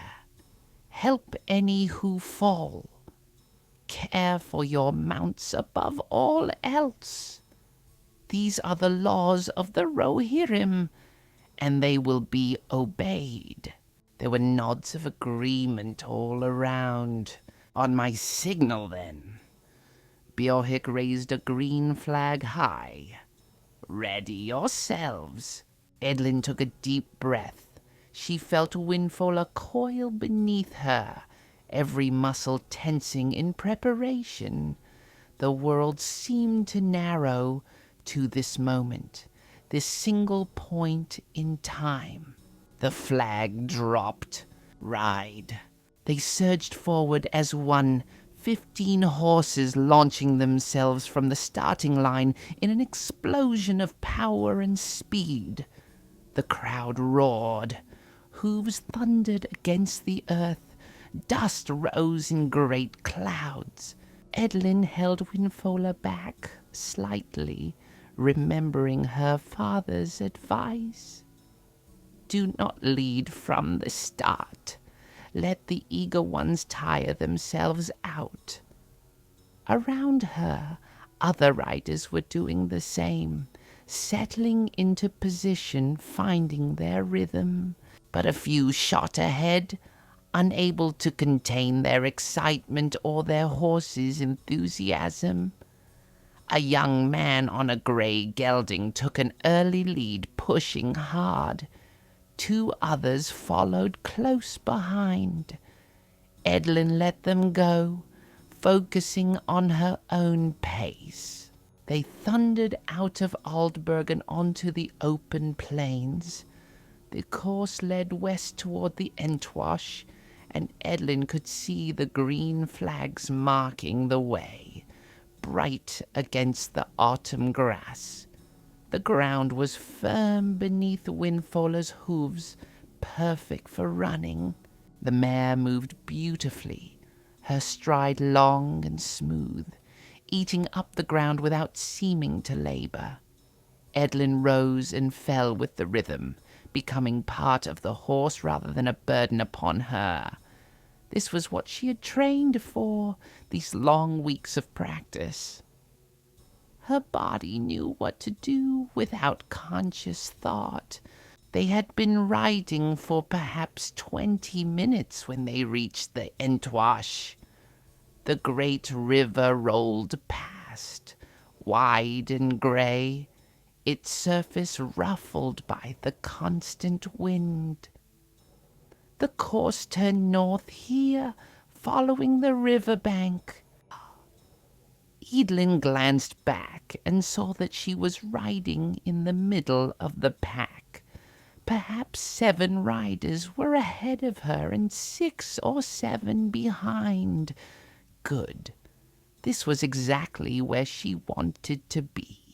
The young man on the grey gelding who had taken the early lead was beginning to fade. His horse's sides were heaving, foam flecking its neck. He had pushed too hard, too fast, and now he was paying for it. As Eadlyn watched, 2 other riders passed him. Grimbold was up near the front, riding with the controlled grace of an experienced horseman. His bay moved easily, clearly still fresh. He would be difficult to beat, Eadlyn realized, but that was all right. She was not here just to win. She was here to do her best. The river path was narrower, forcing the riders into a more or less single-file line. Eadlyn found herself behind a woman on a chestnut mare, and in front of a bearded farmer on a sturdy brown horse. They rode in silence, each focused on their own mount, their own race. After what felt like both an eternity and no time at all, the course turned east. Here was where it would get interesting. Harrowdale was a long, shallow valley that cut through the plains, and the path through it was not as smooth as the river trail had been. There were rocks to avoid, small streams to cross, uneven ground that could trip an unwary horse. Eadlyn sat deeper in the saddle, gathering Windfola slightly. The mare responded immediately, her attention sharpening. They entered the valley together. Almost immediately, one of the lead riders had trouble. his horse stumbled on a hidden stone, and though it caught itself before falling, the rider pulled up, checking to make sure his mount was sound. Eadlyn passed him, moving up in the rankings. The valley stretched before them, and Eadlyn let Windfola choose her own path through it. The mare had good instincts, better than Eadlyn's own sometimes. She picked her way around obstacles, jumped a small stream without breaking stride, and steadily maintained her pace. They were perhaps halfway through the valley when Eadlyn heard it. A sound that did not belong, not the thunder of hooves or the breathing of horses or the shouts of riders. Something else, a different rhythm, coming from somewhere to the south. She turned her head, trying to locate the source, and her breath caught in her throat. There, perhaps 200 yards away, running parallel to their course, was a horse. But not just any horse. This one was black as midnight, not a single mark of white anywhere on its coat. Its mane and tail streamed behind it like dark water, and it ran with a grace and power that made the racehorses look clumsy by comparison. The shadow mane. Eadlyn was not the only one who had noticed. Several other riders had turned to look, and she heard gasps and exclamations. The legendary wild stallion, running alongside them as though participating in his own private race. The shadow mane kept pace with them effortlessly, his stride so smooth he seemed to be floating rather than running. His head was high, his nostrils flared, and there was something wild and magnificent about him that took Eadlyn's breath away. For a moment, their paths converged. The stallion was perhaps 50 yards away now, close enough that Eadlyn could see the intelligent gleam in his dark eyes. He looked at the racers, at their domesticated horses and trained riders, and then, as if finding them wanting or merely uninteresting, he surged ahead. The acceleration was breathtaking. One moment he was pacing them, the next he was pulling away like they were standing still. His black coat gleamed in the sunlight, his muscles rippled beneath his skin, and within seconds he had vanished over a rise ahead of them. Eadlyn realized she had, unconsciously, pulled Windfola to a slower pace, too caught up in watching the stallion. She shook herself and refocused on the race. But her mind was full of what she had just seen. That was what a truly free horse looked like. Not trained or broken or tamed, but wild and magnificent and answering to no will but his own. It was beautiful and somehow sad at the same time. Beautiful because such freedom was rare and precious. Sad because she realized that even Windfola, as much as Eadlyn loved her, would never know that kind of wildness. But then again, Eadlyn thought, as she urged Windfola forward, perhaps Windfola would not want that. The mare seemed happy in her life, content with her work and her rider. Not all freedom was the same. Sometimes partnership, chosen willingly, was its own kind of freedom. The valley began to open up as they neared its eastern end. Eadlyn could see the final stretch of the course ahead, the long straight run back to Aldburg. This was where the race would be decided. She leaned forward slightly, whispering to Windfola, "Now, beautiful one. Now we run." The mare needed no further encouragement. She had been holding back, conserving her energy as Eadlyn had taught her, and now she let it loose. Her stride lengthened, her speed increased, and suddenly they were flying. Eadlyn passed the bearded farmer, then the woman on the chestnut mare. They overtook another rider, then another. The finish line was still perhaps 2 miles ahead, but they were gaining ground with every stride.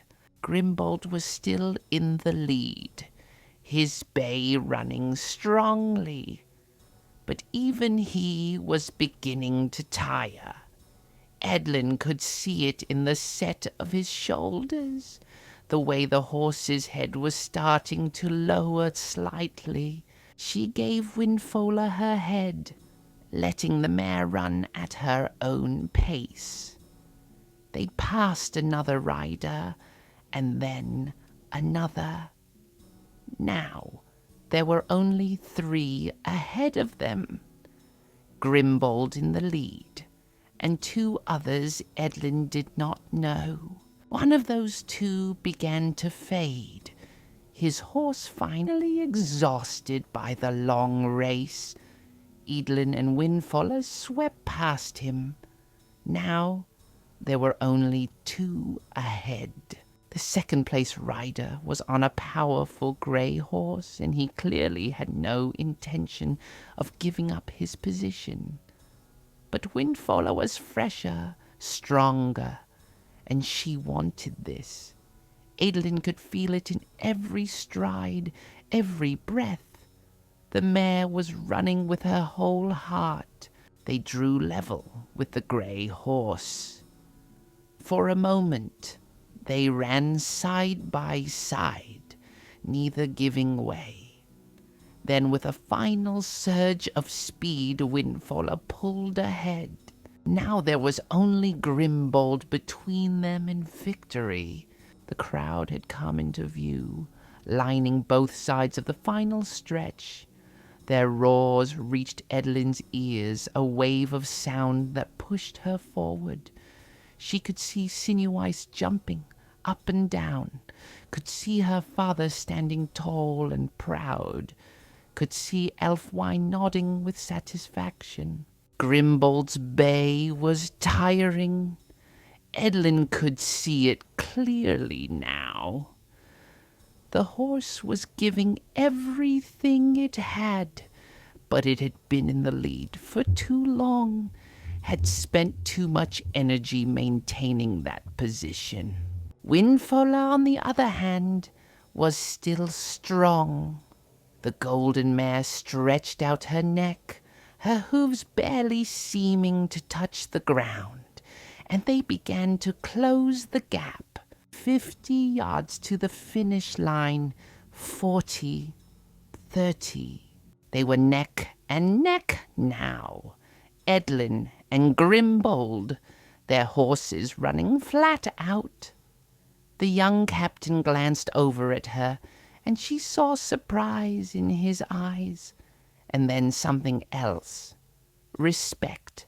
He nodded to her, acknowledging her effort, her skill. 20 yards, 15. And then Windfola found one last burst of speed, one final reserve of energy and heart and determination. She surged forward, her golden coat flashing in the sunlight, and she crossed the finish line half a length ahead of Grimbold's bay. The crowd erupted. Eadlyn pulled Windfola to a gradual stop, her hands shaking, her heart pounding so hard she thought it might burst from her chest. They had done it.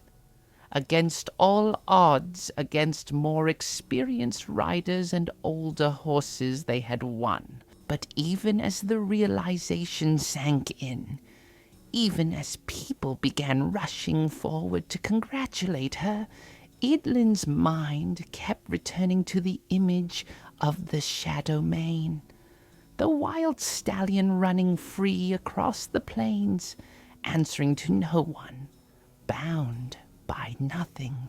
That was freedom in its purest form, wild and untamed and dangerous and beautiful. But this, what she and Windfola had just accomplished together, this was freedom too. The freedom that came from partnership, from trust, from working together toward a common goal. It was different, but no less valuable. She slipped from Windfola's back and wrapped her arms around the mare's neck, feeling the heat of her, the rapid beating of her heart, the heaving of her sides as she caught her breath. "You were magnificent," Eadlyn whispered. "So brave, so strong. Thank you, beautiful one. Thank you." And Windfola, tired but triumphant, nickered softly in response. The celebration after the race was overwhelming in the best possible way. People crowded around Eadlyn, congratulating her, patting Windfola, asking questions about the ride. "How did you train? Where did you get such a fine mare? Did you really beat Grimbold, the captain himself?" Eadlyn answered as best she could, but her attention was divided. She needed to care for Windfola properly. The mare had given everything in that race, and now she needed cooling down, water, rest. Theodric appeared through the crowd like a ship cutting through waves, his broad shoulders clearing a path. He did not say anything, just pulled Eadlyn into a crushing hug that lifted her off her feet. When he set her down, his eyes were bright with unshed tears. "Your mother," he said, his voice thick with emotion. "She is smiling down on you now. I know it." Eadlyn felt her own tears threatening, but she blinked them back. Later. There would be time for emotion later. "Windfola needs care," she said. "I know. Come, I will help you." They led the mare away from the crowd, back toward the stables. Grimbold appeared beside them, his own horse walking calmly at his side. "Well ridden," he said to Eadlyn. "Very well ridden indeed. I thought I had you at the river, but you paced yourself perfectly. And your mare, she has heart. That final stretch, that was pure determination." "Thank you," Eadlyn said. "Your bay ran beautifully, too. It was a close thing, close enough to make it exciting." Grimbold grinned. "I look forward to racing you again next year, if I can convince my pride to recover by then." They reached the stables, and the real work began. Racing was exciting, but the care afterward was essential. Eadlyn walked Windfola slowly, letting the mare's breathing return to normal, allowing her muscles to cool gradually. To stop too quickly after such exertion could cause cramping or worse. Around and around the training yard they went, Eadlyn murmuring encouragement and praise the whole time. "You were wonderful. So brave and strong. I am so proud of you." After perhaps 20 minutes of walking, Windfola's breathing had returned to normal. Her heart rate had settled. Eadlyn tied her loosely in the shade and began the grooming process. First, a thorough brushing to remove the sweat and dust. Then, carefully checking each leg for any heat or swelling that might indicate injury. Running her hands over Windfola's body, feeling for any tenderness or unusual warmth. Picking out each hoof and examining it closely for any stones or damage. Everything looked good. Windfola was tired, certainly, but sound and healthy. The race had tested her, but not broken her. Finally, Eadlyn offered water. Not too much at first, just a few swallows. Then after waiting more, it was important not to let a hot horse drink too deeply, too quickly. A clean bucket of fresh water, cool from the well, was the final step. Eadlyn dipped a cloth into it and wiped Windfola's face gently, cleaning around her eyes and nostrils. The mare closed her eyes with pleasure, clearly appreciating the attention. "There," Eadlyn said softly. "All done. You can rest now. You have earned it." She led Windfola to her stall, which Theodric had prepared with fresh straw and a full hay net. The mare immediately began eating, which was a good sign. Appetite meant she was recovering well. Eadlyn stood at the stall door, just watching her horse eat, feeling a contentment so deep it was almost painful. They had done it. Together, they had accomplished something remarkable. "Come," Theodric said gently. "Windfola is well cared for. Now you need food and drink. The feast will be starting soon, and you are the guest of honor. Guest of honor." The words felt strange. Eadlyn was just a horse herder's daughter, just a girl who loved her mare and had gotten lucky in a race. But when they returned to the festival grounds, she understood what her father meant. A great cheer went up when she appeared. People rushed forward, wanting to congratulate her, to be associated with the winner. It was simultaneously thrilling and uncomfortable. Eadlyn had never liked being the center of attention. Sinewyes rescued her, linking their arms together and pulling her toward the feast tables. "You need to eat," she said firmly, "and drink. You look like you might faint." "I feel like I might faint," Eadlyn admitted. The feast was magnificent. Long tables had been set up in rows, groaning under the weight of food. Roasted meats, whole pigs and sheep and chickens, their skin crackling and golden, great loaves of bread, still warm from the oven, wheels of cheese, some sharp and some mild, pies filled with apples and pears and berries, vegetables roasted with herbs, bowls of nuts and dried fruits, and the drink, barrels of ale and mead, both the sweet golden kind and the stronger, darker variety. Wine from the south, a rare treat.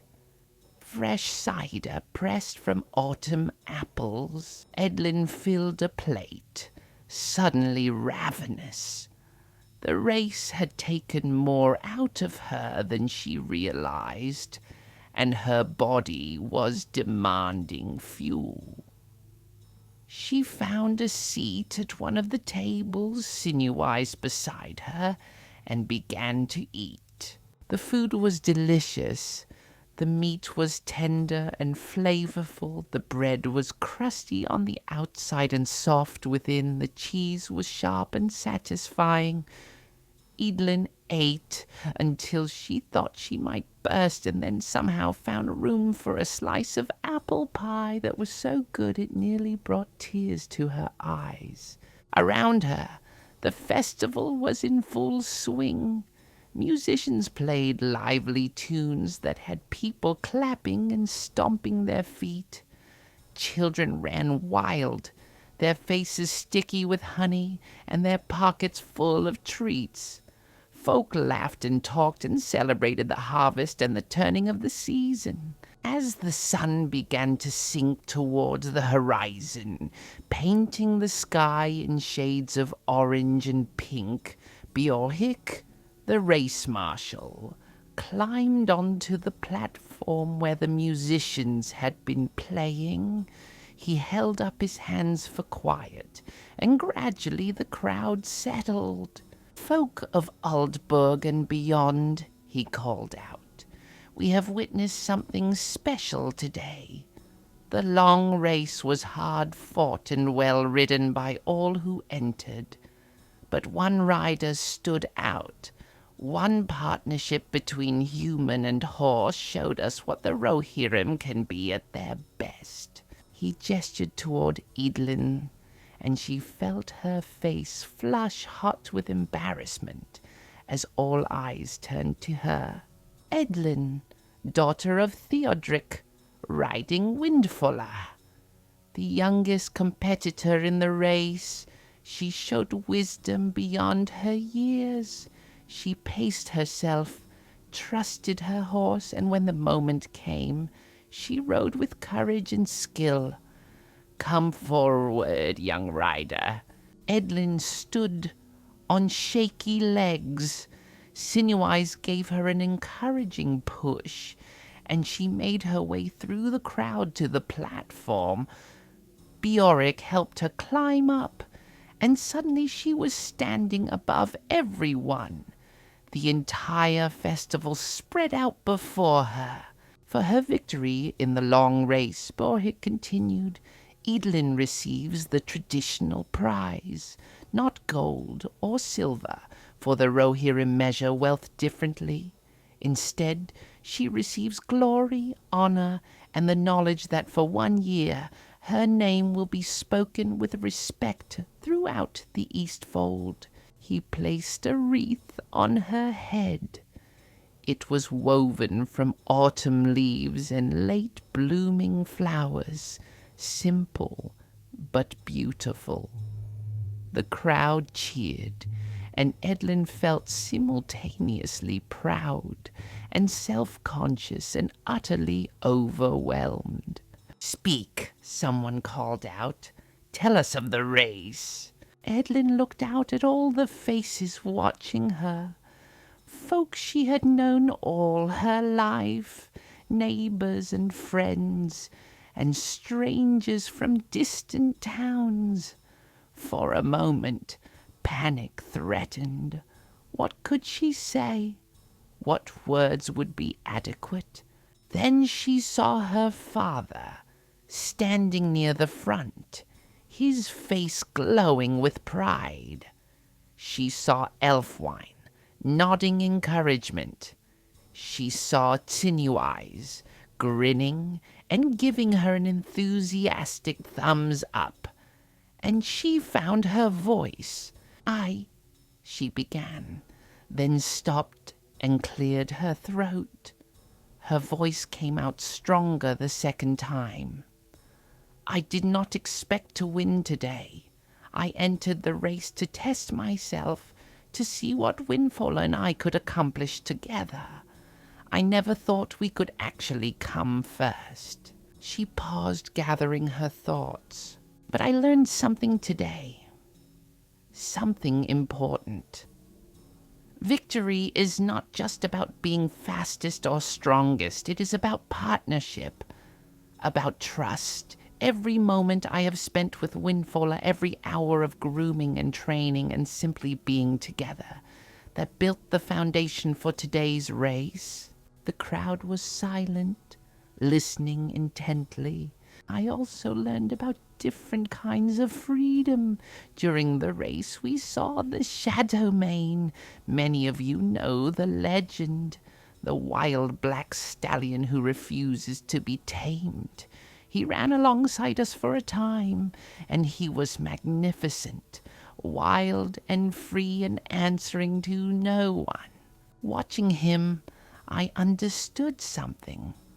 He has one kind of freedom, the freedom to run where he wishes, to be bound by nothing. But Windfola and I, we have a different kind of freedom. The freedom that comes from choosing to work together, from partnership built on trust and respect. Neither is better than the other. They are simply different. She looked down at her father. My father taught me to respect horses, to see them as partners rather than tools. Elfwine taught me the old wisdom, the horse lore of the Rohirrim. And Windfola, she taught me what it means to give your whole heart to something. Today's victory belongs to all of them as much as it belongs to me. The crowd erupted in applause. Eadlyn climbed down from the platform, her legs shaking, and was immediately swallowed by well-wishers. But through it all, one person's reaction stood out. Elfwine made his way to her side and placed a weathered hand on her shoulder. That was well said, young Eadlyn. Very well said indeed. You understand something that many riders twice your age have yet to learn. A horse is not property to be owned, but a partner to be respected. Thank you, Eadlyn said, for everything you have taught me. The teaching has only just begun. He smiled.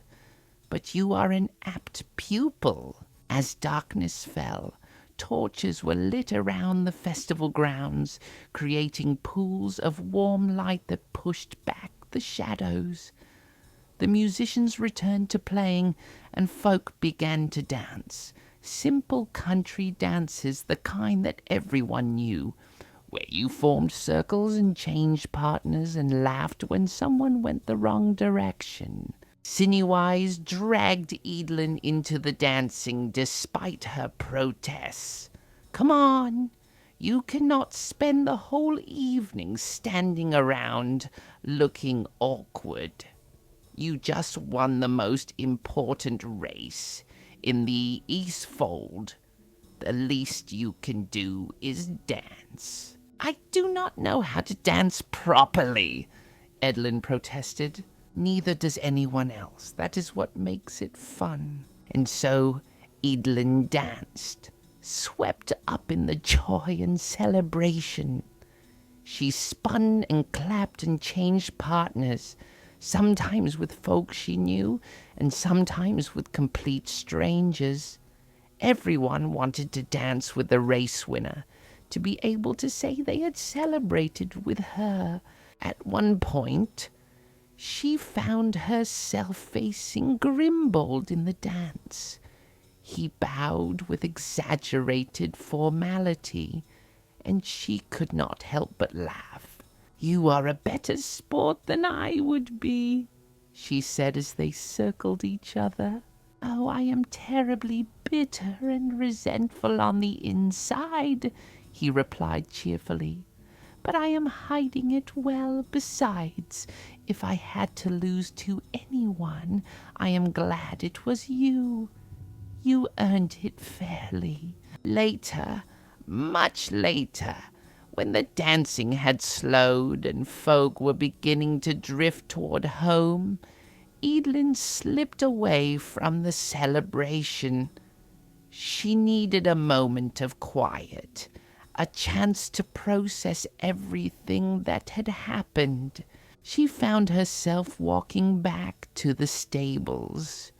Inside, the horses were drowsing in their stalls, content and peaceful. The familiar smells of hay and horse wrapped around her like a comforting blanket. Windfola nickered softly when Eadlyn approached. The mare had been dozing, but she woke at the sound of footsteps and turned her head to see who had come. "Hello, beautiful one," Eadlyn whispered, opening the stall door and slipping inside. "How are you feeling?" She ran her hands over Windfola's legs again, checking for any heat or swelling. Nothing. The mare was sound, healthy, recovering well from the raise. Eadlyn leaned her forehead against Windfola's neck and breathed deeply, letting the peace of the moment wash over her. "We did it," she murmured. "We really did it. I am so proud of you." Windfola blew softly through her nostrils, her warm breath stirring Eadlyn's hair. And standing there in the quiet stable, with the sounds of the festival fading in the distance and the smell of horse and hay all around her, Eadlyn felt a contentment so deep it brought tears to her eyes. This was what she wanted from life. Not fame or glory or recognition. Just this. The simple joy of working with horses, of building partnerships based on trust and respect, of being part of the tradition of the Rohirrim. The race had been exciting. Winning had been thrilling. But this moment, this quiet connection with her mare, this was what truly mattered. Outside, the autumn stars blazed in a black sky. The wind sang its eternal song across the plains, and in the stable in Aldburg, a young woman and her golden mare stood together in perfect understanding, needing no words, content in their shared silence. Tomorrow would bring new challenges, new work, new lessons to learn. But tonight, they had this, and it was enough. 3 days after the festival, the weather changed. Eadlyn woke to a sky that was heavy and grey, pressing down on the plains like a wool blanket. The wind, which was always present in Rohan, had taken on a new quality. It gusted and swirled rather than blowing steadily, and it carried the smell of rain. Theodric stood at the stable door, looking at the sky with a thoughtful expression. "Storm coming," he said. "A big one, by the look of it. Should we bring the horses in from the near pasture? I think so. Better safe than sorry. Autumn storms can be fierce, and I would not risk any of them being caught out in it." The near pasture was a large fenced area about 1/2 mile from Aldburg, where some of the horses spent their days grazing. It provided them with fresh grass and room to move, and it was close enough that checking on them was easy. But in bad weather, it was safer to have them in the stables where they could be monitored and protected.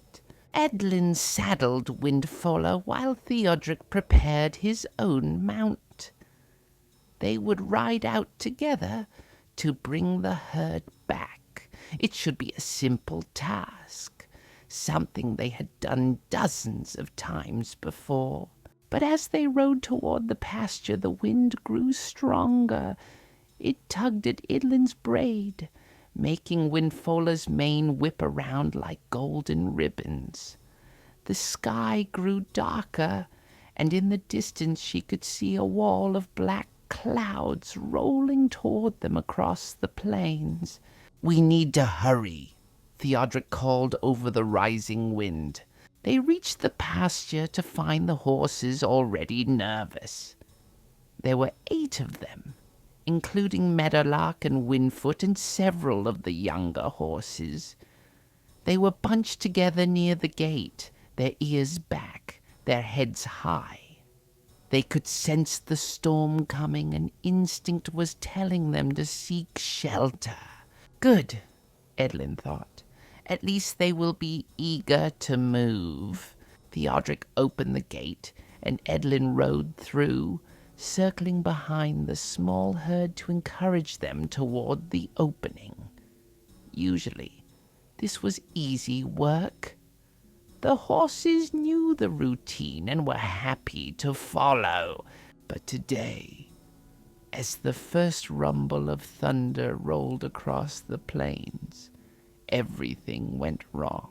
The thunder was not loud, not yet, but it was enough. The youngest horse, a 2-year-old colt named Swiftwind, spooked. He bolted not toward the gate, but in the opposite direction, running along the fence line with his tail high and his eyes rolling with fear. His panic spread like wildfire. Within seconds, all 8 horses were running, scattering in different directions, their carefully maintained calm shattered by the storm's approach. "Stop them!" Theodric shouted, but it was already too late. Eadlyn urged Windfola forward, trying to head off a group of 3 horses that were running toward the far corner of the pasture. But the wind chose that moment to gust particularly hard, carrying with it the first fat drops of rain and a smell like lightning and earth. The 3 horses she was chasing veered suddenly, changing direction. One of them, panicking completely, crashed into the fence. The wooden rails cracked, but held, and the horse bounced off and kept running. But now there was a weak spot in the fence, and Eadlyn could see it starting to give way. "Father, the fence!" Theodric had his hands full trying to calm Windfoot, who was rearing and striking out with his front hooves. "I see it! Try to keep them away from it." But the horses were beyond listening now. The storm was almost upon them, the thunder growing louder, the wind shrieking across the plains. The rain began to fall in earnest, cold and hard, turning the ground slippery. Meadowlark, usually the calmest of horses, was running in tight circles, neighing shrilly. 2 of the younger horses were trying to jump the fence, something they had never attempted before. And Swiftwind, the colt who had started all this, was still running along the fence line, searching desperately for a way out. He found it when the damaged section gave way completely. The rails splintered and fell, and suddenly there was a gap in the fence. Swiftwind plunged through it without hesitation, and 3 other horses followed him. No! Eadlyn kicked Windfola into a gallop, heading for the break in the fence. Behind her, she heard her father shouting, but his words were torn away by the wind. She burst through the gap in the fence and out onto the open plains, chasing after the fleeing horses. The storm hit in full force. Rain lashed down so hard it stung where it struck bare skin. Lightning split the sky, bright white and terrifying, followed by thunder that seemed to shake the earth. Windfola flattened her ears but kept running, responding to Eadlyn's urgency, even though every instinct must have been screaming at her to find shelter. The 4 runaway horses were ahead, just visible through the sheets of rain. They were running blind, driven by panic, and Eadlyn knew with sick certainty that they could injure themselves, could break a leg in some hidden hole, could run until their hearts burst, could get lost in the storm and never find their way home. She had to stop them, had to turn them, had to somehow break through their panic and convince them that safety lay behind them, not ahead. Windfola ran like she had in the race, stretching out her neck and eating up the ground. But this was different. This was not a controlled competition on a known course. This was wild chase across dangerous terrain in conditions that could kill both horse and rider. Eadlyn leaned low over Windfola's neck, trying to protect her eyes from the driving rain. She could barely see. The world had become a grey blur of water and wind. Lightning flashed again, so close that she felt the hair on her arms stand up. Please, she prayed to whatever powers might be listening, please help me bring them home. Gradually, painfully, slowly, they began to gain ground. Windfola was fresh and strong, while the runaways were starting to tire.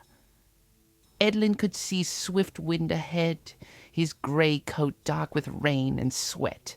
Behind him ran two more, and bringing up the rear was Meadowlark. Meadowlark!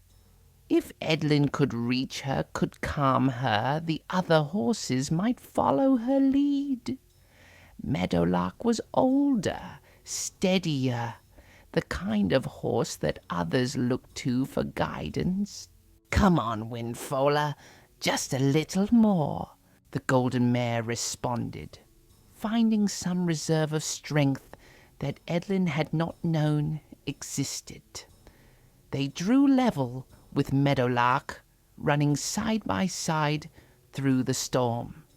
Eadlyn reached out, trying to grab the other horse's halter, but the rain-slicked leather slipped through her fingers. She tried again. This time her grip held. She had Meadowlark's halter, and slowly, carefully, she began to pull, turning the mare's head, changing her direction. "Easy, girl, easy. It is all right. We are going home." Whether Meadowlark heard the words or simply responded to the pressure on her halter, Eadlyn could not say. But the mare began to slow, to turn, and the panic in her eyes started to fade. Behind them, Theodric appeared through the rain on his own horse, and he was leading the other horses from the pasture. Somehow, miraculously, he had managed to calm them and get them moving in the right direction. The sight of the other horses seemed to help. Meadowlark nickered, a sound that was half greeting and half relief. The horse running beside her slowed as well, responding to her cues. But Swiftwind and the remaining horse kept running. They were too far gone in their panic to notice or care what the others were doing. "I will get them!" Theodric shouted over the storm. "Take these back to the stable." "Father, no. It is too dangerous. I have been riding in storms since before you were born, daughter. Go, now." There was no time to argue. Eadlyn turned Meadowlark and the other horse, and with Windfola beside them, began the long ride back to Aldburg.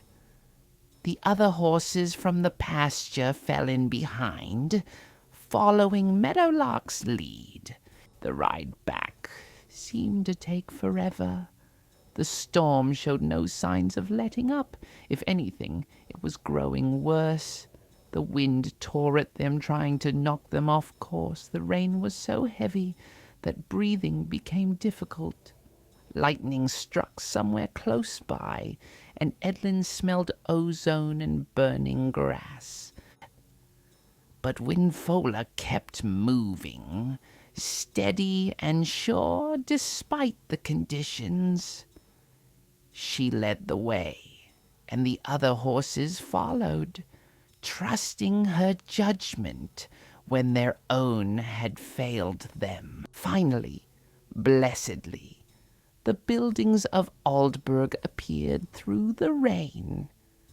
Eadlyn guided the horses toward the stables, her whole body shaking with cold and exhaustion and fear for her father, who was still out there in the storm. Grimbold and several other men were waiting at the stables, having seen them coming.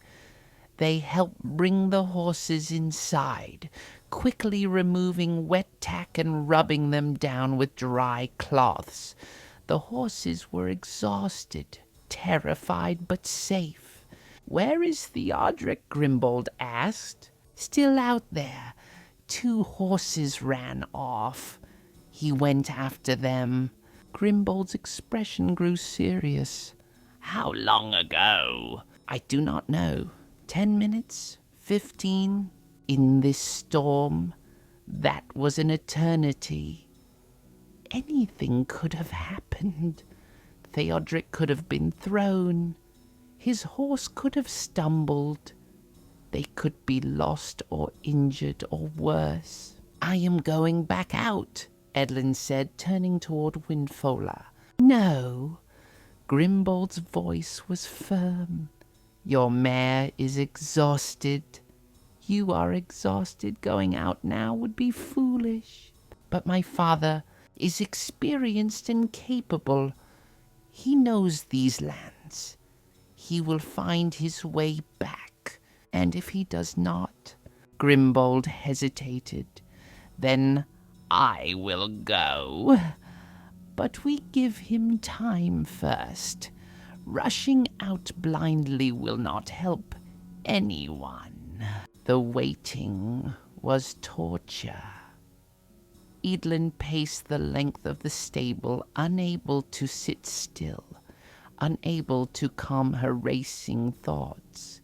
She should have stayed with him, should have refused to leave, should have found a way to help with the runaway horses. Windfola, safely in her stall, watched Eadlyn pace with worried eyes. The mare was still breathing hard from their run, her coat dark with sweat and rain, but she seemed more concerned about her rider than about herself.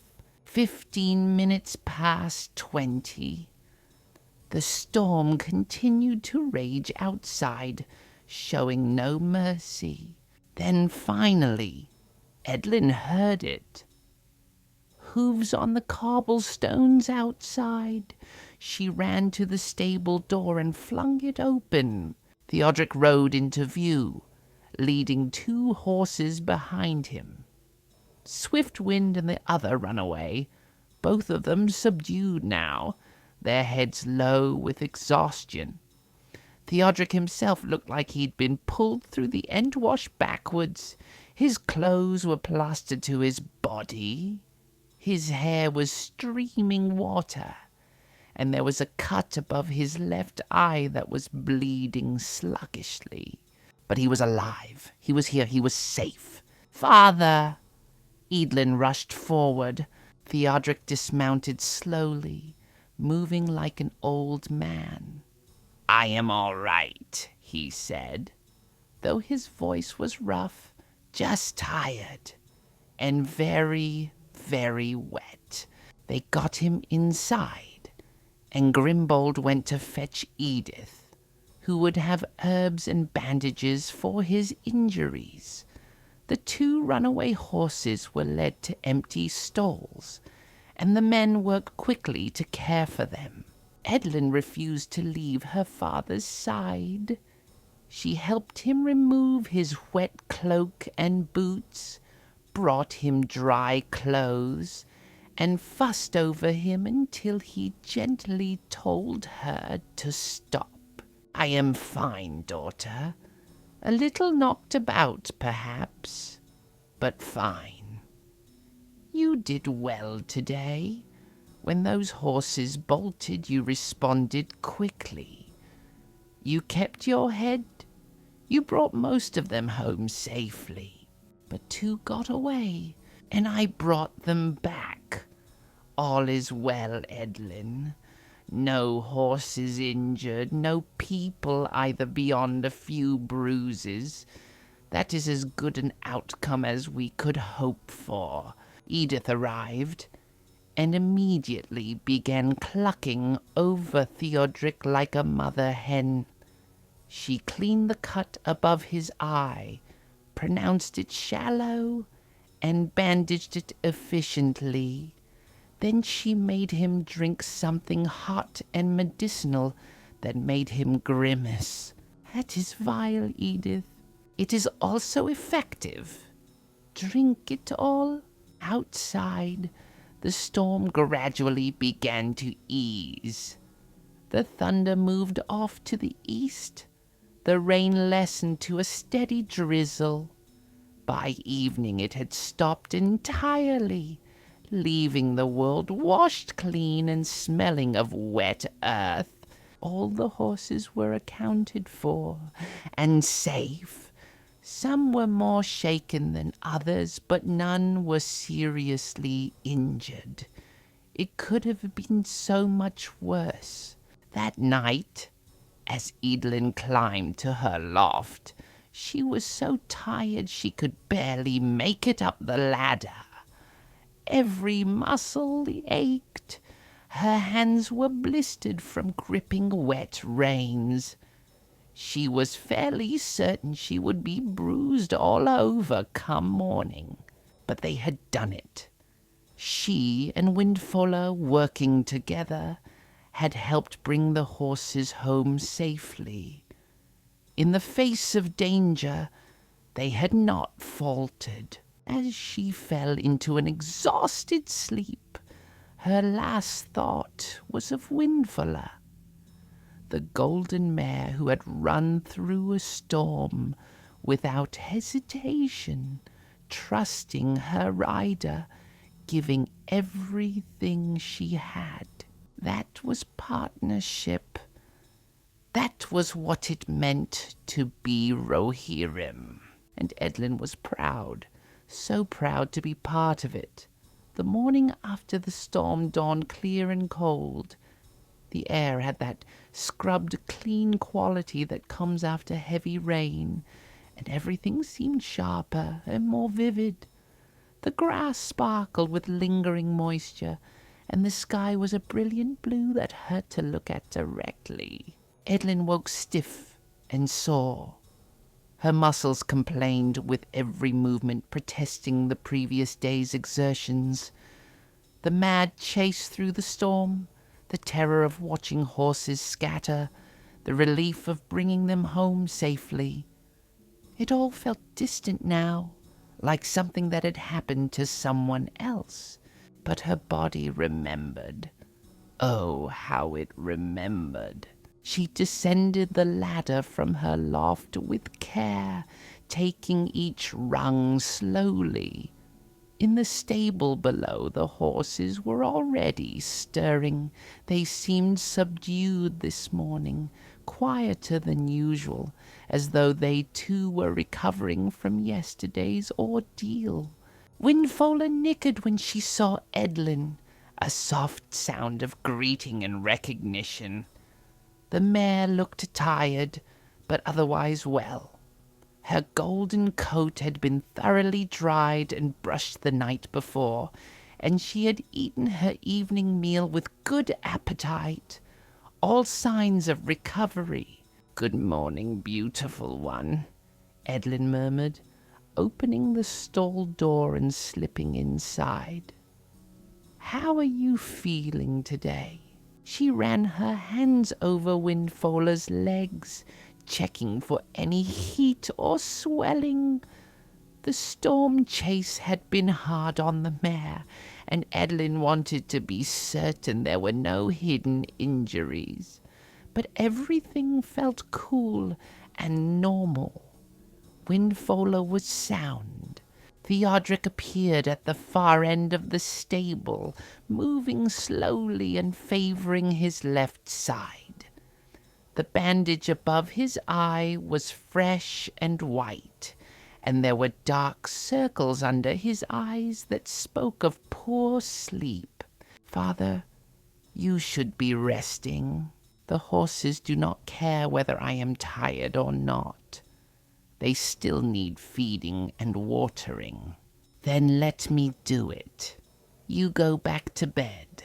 Theodric smiled, though it looked like it pained him. "You sound like Edith.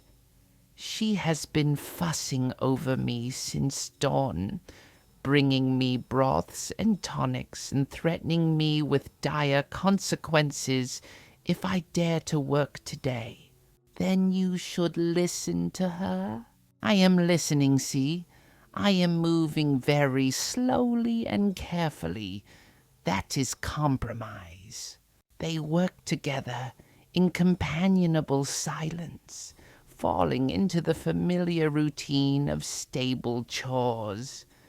But everything took longer this morning. Both of them were moving like elderly folk, stiff and cautious. By mid-morning, word had spread through Aldburg about yesterday's events. Folk began appearing at the stable, some bringing food, others simply wanting to check that Theodric and Eadlyn were well.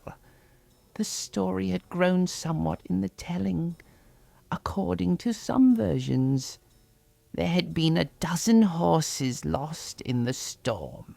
According to others, Eadlyn had single-handedly rescued the entire herd while being struck by lightning. Grimbold arrived around noon, leading his bay horse. The young captain looked fresh and rested, and Eadlyn felt a stab of envy. "I came to check on you both," he said. "That was quite an ordeal yesterday." "All the horses are safe," Theodric reported. "Some of them are still nervous, but they will settle with time." "And you?" Grimbold's eyes went to the bandage on Theodric's head. "I have been better, but I have also been worse. Nothing that will not heal."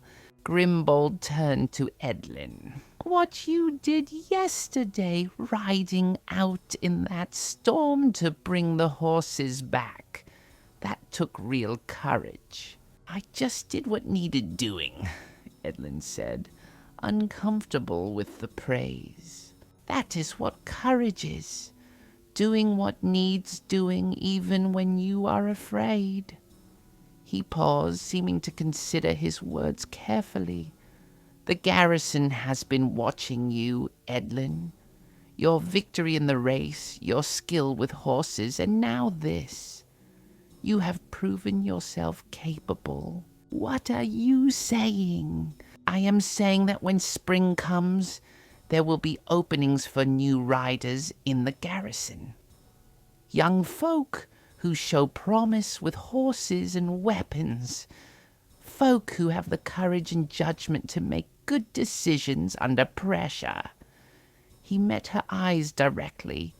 "I think you should consider joining." Eadlyn felt her heart skip a beat. "Join the garrison? Become an actual rider of the mark?" It was what she had dreamed about, but she had always assumed it was years away, something she would have to work toward for a long time. She started, then stopped. "I would need to learn to fight, to use weapons properly. We can teach that. What we cannot teach is the horse sense you have, the natural ability with the beasts. That is something you are born with or you are not. and you have it in abundance. After Grimbold left, Eadlyn stood in the stable, her mind whirling. A rider, a real rider, not just in her dreams but in truth. She could ride with the garrison, patrol the borders, defend Rohan if the need arose. It was terrifying and thrilling in equal measure. That evening, Elfwine came to visit. The old rider moved slowly through the stable, greeting each horse by name, running his weathered hands over their necks and flanks. Finally, he came to where Eadlyn was grooming Windfola.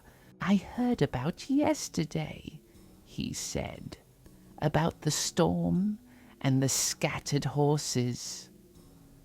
"Well done, young one. Thank you."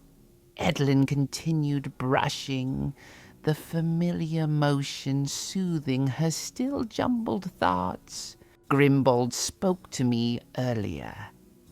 He told me he has invited you to consider joining the garrison in the spring." "He did. I do not know what to answer." "Why not?" Eadlyn set down her brush and looked at the old rider. "Because I am not sure I am ready. Because becoming a rider is a serious thing and I am just a horse herder's daughter. Because what if I fail? What if I cannot do it?" Elfwine was quiet for a long moment, his bright eyes studying her. "May I tell you a story?" "Always." He settled onto a bale of hay with a contented sigh. "When I was your age, perhaps a year older, I too was asked to join the garrison. I had some skill with horses, though nothing like what you possess. But I could ride well enough, and I was strong, and I was willing. So I said yes. My first patrol was a disaster. We were riding the eastern borders, watching for raiders from the Brown Lands. It was supposed to be routine, boring even. But we came across a small band of orcs, perhaps half a dozen of them raiding a farmstead." Eadlyn leaned forward, drawn into the story despite herself. "My captain ordered us to engage. I had trained with sword and spear, of course, but that was all practice, controlled exercises in safe conditions. This was real. The orcs were snarling and vicious, and I was terrified. What happened? I froze." Elfwine's voice was matter-of-fact, neither proud nor ashamed. "Right in the middle of the fight, I simply froze. My horse knew what to do. She kept moving, but I was useless. One of the other riders had to cover for me, and he took a wound because of my hesitation. After the fight, I was certain they would dismiss me. I had failed in my first real test. I had proven myself a coward. But my captain took me aside and said something I have never forgotten." "What did he say?" "He said everyone is afraid the first time. The difference between a coward and a brave person is not whether they feel fear. It is what they do with that fear. A coward lets it control them. A brave person feels the fear and acts anyway. You froze today, but you will learn from it. And next time, you will do better." Elfwine looked at Eadlyn directly, and he was right. The next time we encountered trouble, I was still afraid. But I did not freeze. I acted. And with each experience, it became easier to push through the fear. Not because I stopped being afraid, but because I learned that I could function despite it. Eadlyn thought about yesterday's storm, about the terror she had felt watching the horses scatter, the fear that had gripped her when she rode out into the tempest. She had been afraid, but she had acted anyway. "You are ready, Eadlyn," Elfwine said gently. "You may not feel ready, but you are. You have the skills, the courage, the judgment. All you lack is confidence, and that will come with time and experience. What if I fail? Then you fail, and you learn from it, and you try again. That is how we all learn. Do you think y'all the young never made mistakes? Do you think every rider in the history of Rohan has been perfect? We are human. We stumble, but we get back up and we continue." That night, Eadlyn lay in her loft, staring at the ceiling beams and thinking about the race and the storm, about Grimbold's offer and Elfwine's story, about her mother, who had been fearless, and her father, who had taught her everything he knew. What would her mother say if she were here? Eadlyn thought she knew. Her mother would tell her to be brave, to seize opportunities when they came, to not let fear hold her back from her dreams. The decision crystallized in her mind with sudden clarity. She would do it. When spring came, she would accept Grimbold's offer. She would train to become a rider of the mark. The thought was terrifying, but it was also right. The next morning, Eadlyn sought out Grimbold at the garrison headquarters. He was in the training yard, working with several younger soldiers on sword forms. "Captain," she called. He looked up, saw her, and smiled. "Eadlyn, what can I do for you?" "Your offer about joining the garrison in the spring." "My answer is yes." Grimbold's smile widened. "Excellent. That is excellent news. We will make a proper rider of you yet." "I have conditions," Eadlyn said quickly. "Oh?" "Windfola comes with me. If I am to be a rider, she is my mount. We are a partnership. Of course, I would not dream of separating you two. Any other conditions?" "I continue to help my father with the stables when duties permit. He needs the assistance, and I will not abandon him." "Reasonable, we can arrange that. Anything else?" "If I fail, if I cannot meet the standards, I want to be told honestly, not coddled or allowed to continue out of pity." Grimbold's expression grew serious. "You have my word. If you are not suited to the work, I will tell you plainly, but I do not think that will be an issue." They clasped hands, sealing the agreement. Eadlyn felt a mixture of excitement and terror. She had just committed herself to a path that would change her life completely. When she returned to the stable, Theodric took one look at her face and knew. "You are going to do it. Join the garrison." "In the spring, yes." Her father was quiet for a moment, and Eadlyn worried that he might be disappointed, that he might need her here too much to let her go. Then he pulled her into a hug, fierce and tight. "I am so proud of you," he whispered. "So very proud." That evening, Eadlyn sat with Windfola in the mare's stall simply being together.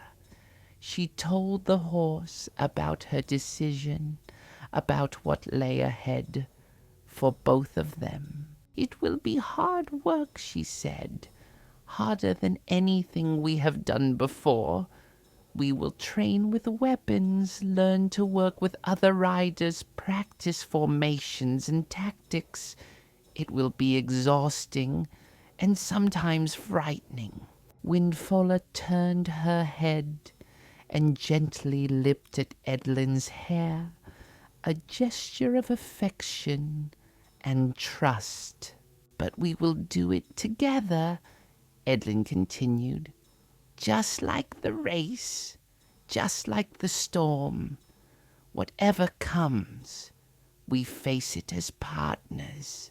Outside, the autumn stars were appearing one by one in the darkening sky. The wind sang across the plains, carrying the scent of grass and earth and approaching winter. Somewhere in the distance, a horse whinnied, and another answered. Eadlyn leaned against Windfola's warm side and felt peace settle over her like a blanket. The future was uncertain, full of challenges and unknowns, but she was ready for it. She had her horse, her father's support, the wisdom of Ulfwine, and the opportunity to pursue her dreams. What more could anyone ask for? "Winter is coming," she said softly, "but after winter comes spring, and with spring, new beginnings." Windfola nickered softly, as if in agreement. And in the quiet stable, as darkness fell over Aldburg, a young woman and her golden mare stood together, ready to face whatever tomorrow might bring. Winter arrived in Rohan gradually, not with a single storm, but with a slow settling of cold and darkness. The days grew shorter, the nights longer. Frost appeared on the grass each morning, turning the plains into a field of silver until the sun melted it away. The wind, always present, took on a knife-edge sharpness that cut through even the warmest cloak. Eadlyn welcomed the change. The slower pace of winter work gave her time to think, to prepare mentally for what spring would bring. And there was something peaceful about the cold months, a quietness that settled over the land like snow. The stable work continued, of course. Horses needed care regardless of the season, perhaps even more so when the weather turned harsh. Eadlyn and Theodric worked together each day, falling into comfortable rhythms that required few words. They had moved all the horses into the stables for the winter, closing up the pastures until spring. 20 animals in close quarters meant more work, more cleaning, more careful management to prevent illness. But it also meant the horses were safe and warm, protected from the worst of the winter weather. Eadlyn made sure Windfola received extra attention.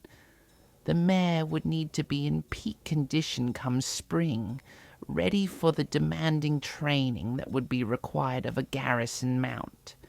So each day Eadlyn worked with her, not just grooming and care, but exercises to build strength and endurance. They practiced precise movements in the training yard, stopping and starting smoothly, backing up on command, sidestepping, turning sharply. All the things that would be necessary for a warhorse to master. Windfola took to the training eagerly. The mare seemed to enjoy the challenge, the variety of tasks. She was smart, quick to learn and always willing to try what Eadlyn asked of her. "You are going to be magnificent," Eadlyn told her one cold afternoon as they worked. "The best mount in the garrison. I just know it." One morning, about a week into winter, Sinuwise appeared at the stable carrying a large basket covered with cloth. Her cheeks were pink from the cold, and her breath came out in white puffs. "I come bearing gifts," she announced, setting the basket on the workbench. Under the cloth were fresh bread, still warm, a wheel of cheese, dried fruit, and a clay jar of honey. "Mother sent this. She says you and your father are working too hard and not eating enough." "Your mother is too kind," Eadlyn said, breaking off a piece of bread and popping it into her mouth. The taste was heavenly, yeasty, and slightly sweet.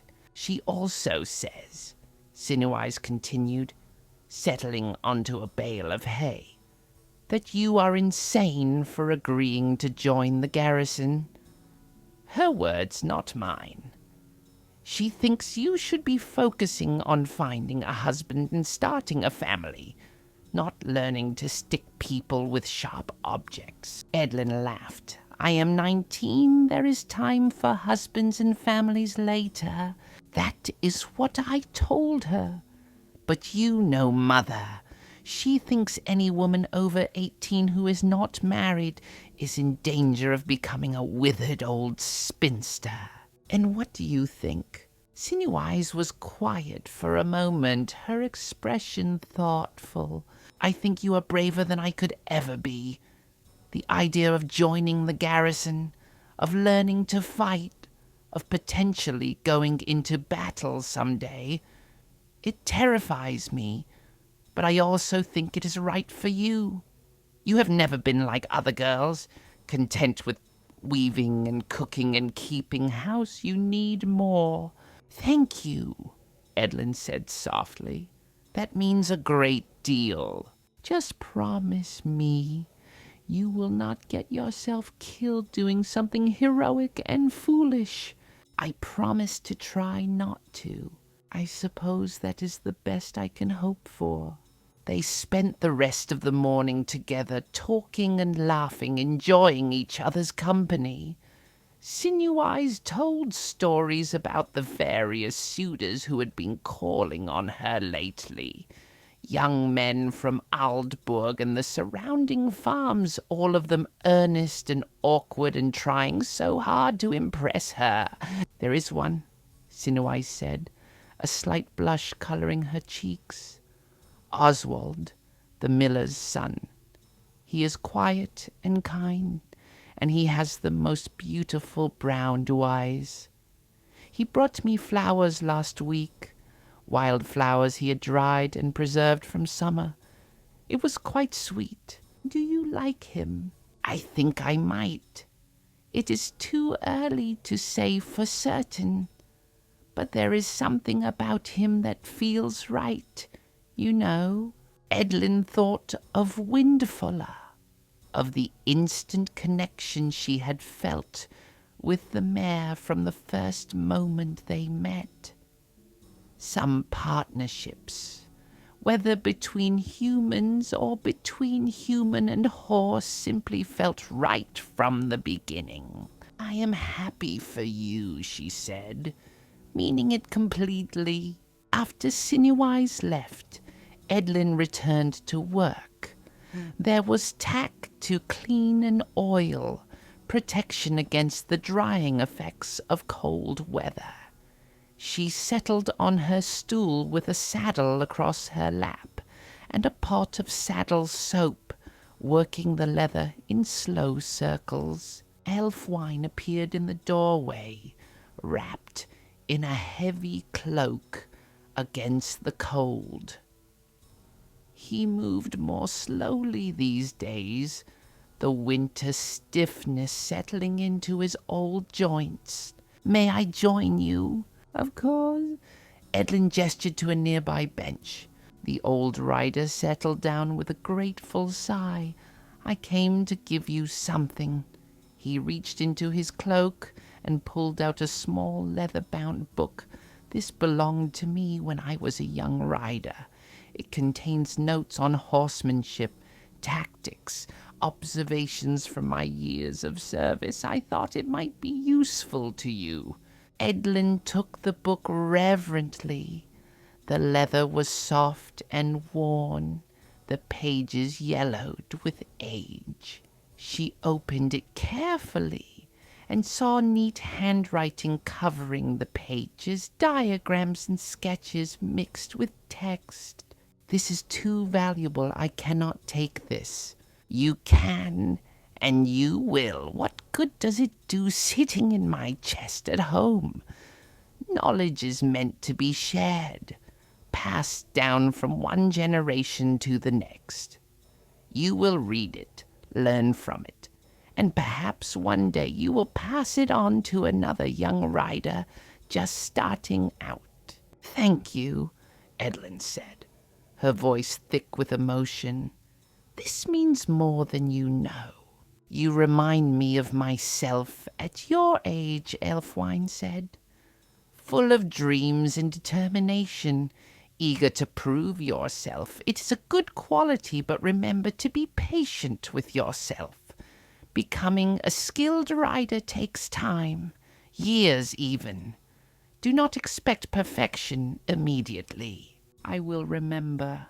They sat together in comfortable silence for a while, Eadlyn working on the saddle, Elfwine simply resting and watching. Finally, the old rider stood to leave. "One more thing," he said. "The shadow mane has been seen again. Near the Entwash, running with his herd. Some of the young hotheads from the western farms are talking about trying to capture him again. That would be foolish, extremely foolish. But youth and wisdom rarely walk hand in hand. I mention it because I thought you might want to see him one more time before spring comes and your training begins, while you still have the freedom to ride out just for the joy of it." The idea took root in Eadlyn's mind and would not let go. To see the shadow mane again, to witness that wild freedom one more time. Yes, she wanted that. The next day dawned clear and cold, perfect for riding. Eadlyn asked her father if she could take a few hours away from the stable work. "Go," Theodric said. "You have been working hard and you deserve some time to yourself. Just be back before dark." Eadlyn saddled Windfola and set out toward the Entwash. The frozen grass crunched beneath the mare's hooves, and their breath created clouds in the cold air. But the sun was bright, and despite the cold, it was glorious to be out riding across the plains. She followed the river north, scanning the landscape for any sign of the wild herd. For a long time, she saw nothing but empty grassland, the river rolling past, a hawk circling overhead. Then, as she rounded a bend in the river, she saw them. The herd was grazing in a sheltered valley, perhaps 24 horses of various colors, and in the center, unmistakable even at a distance, was the shadow mane. He was magnificent. His black coat gleamed like polished jet, and even from here, Eadlyn could see the intelligence in his bearing, the alertness of a horse who was always watching, always ready. She dismounted and led Windfola forward slowly, not wanting to startle the wild herd. They stopped perhaps 100 yards away, and Eadlyn simply stood and watched. The Shadowmane had noticed them. His head came up, his nostrils flaring as he tested the wind. For a long moment he stood completely still, watching Eadlyn and Windfola with those dark, intelligent eyes. Then, to Eadlyn's amazement, he began to walk towards them. The other horses in his herd lifted their heads, nervous, but they did not bolt. They trusted their leader's judgment. The stallion stopped perhaps 20 yards away, close enough that Eadlyn could see the individual hairs of his mane lifting in the breeze, the slight steam of his breath, the perfect arch of his neck. They looked at each other, wild horse and young rider, separated by more than just distance, separated by choices, by paths taken and not taken. "You are free," Eadlyn said softly, "and that is beautiful. I will never try to catch you or tame you. Your freedom is precious, and it should be respected." The Shadowmane tossed his head, as if acknowledging her words. Then he turned and trotted back to his herd. Within moments they were moving, flowing across the grassland like dark water, the stallion at their head. Eadlyn watched until they disappeared over a rise. Then she mounted Windfola and turned toward home. She understood now, fully and completely, what Ælfwine had been trying to teach her. There was no single right way to be. The Shadowmane's wild freedom was beautiful and valid, but so was Windfola's chosen partnership. Both horses were living the lives they were meant for, following their own paths, and Eadlyn was doing the same, choosing her own path, not because it was the only option or because someone forced her, but because it felt right in her heart. The ride home was peaceful, contemplative. The winter sun hung low in the sky, painting everything in shades of gold and blue. Aldburg appeared in the distance, smoke rising from its chimneys, warm and welcoming. Home. For now. But come spring, her life would expand beyond these familiar streets, these well-known faces.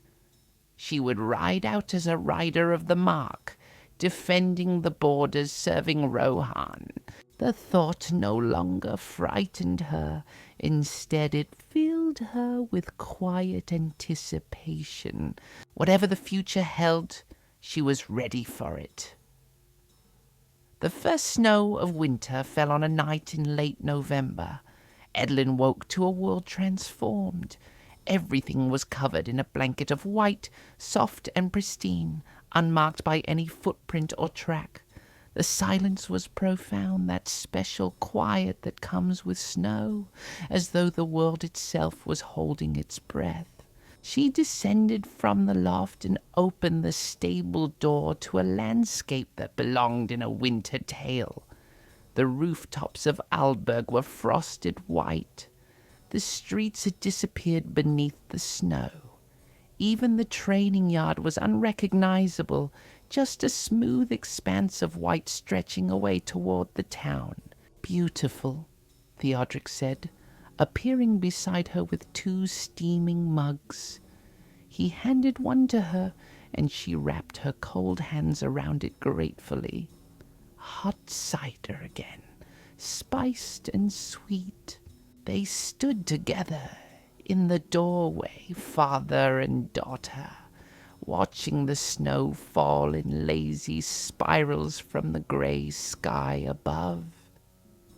The horses were curious about the strange white substance nosing at it through the windows of their stalls, snorting at the cold. "This is my favorite kind of day," Theodric said quietly. "When the world slows down and becomes peaceful. When there is time to simply be, without rushing or striving." Eadlyn nodded, understanding completely. There was something about the snow that made everything feel suspended outside of normal time. They worked through the morning chores slowly, taking their time, savoring the quiet. The horses were fed and watered. Stalls were mucked out and fresh straw laid down. Windfola received her daily grooming, and Eadlyn spent extra time on it, working the brush through the mare's coat in long, meditative strokes. At midday, there was a knock at the stable door. Eadlyn opened it to find Grimbold standing there, covered in snow, his cheeks red from the cold. "I come with news," he said, stamping his feet to shake off the snow. "May I come in?" Of course. Grimbold moved to the fire that Theodric had built in the small hearth at the end of the stable. He warmed his hands gratefully before speaking. "The Marshal has approved your application to join the garrison. Officially, when the snow melts and spring arrives, you are to report for training." Eadlyn felt a flutter of nervousness and excitement in her chest. It was real now, truly happening. What will the training involve? 3 months of intensive work. You will learn weapons, sword, spear, bow. You will practice riding formations, tactics, working as part of a unit. You will study the maps of Rohan, learn the borders, understand our strategies and defenses. He paused, his expression growing serious. "It will be hard, harder than anything you have done before. There will be days when you want to quit, when you wonder why you ever thought you could do this. But if you push through, if you prove yourself, you will earn the right to ride as a rider of the mark." "I am ready," Eadlyn said, though a small part of her wondered if that was truly the case. "I believe you are, and so does Elfwine. He spoke highly of you to the Marshal. That recommendation carried weight." After Grimbold left, Eadlyn sat with Windfola in the mare's stall thinking. 3 months of training, then a life of service, of protecting the borders, of being part of something larger than herself. "Are you ready for this?" she asked the mare. "Because we are in this together. Where I go, you go. What I face, you face." Windfola turned her head and rested it against Eadlyn's shoulder, warm and solid and reassuring. The winter days passed in a pleasant rhythm.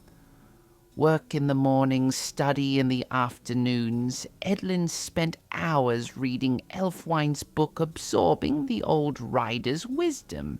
She learned about different horse breeds and their strengths, about reading terrain and weather, about the importance of trust between rider and mount. Some days, when the weather permitted, she practiced with a wooden sword that Grimbold had given her. The moves felt awkward at first, unnatural, but gradually, with repetition, they began to feel more comfortable. Her arms grew stronger, her balance improved. Sinowise visited often, always bringing food or news, or simply her cheerful presence. She was officially courting Oswald now, the miller's son, and she was radiantly happy.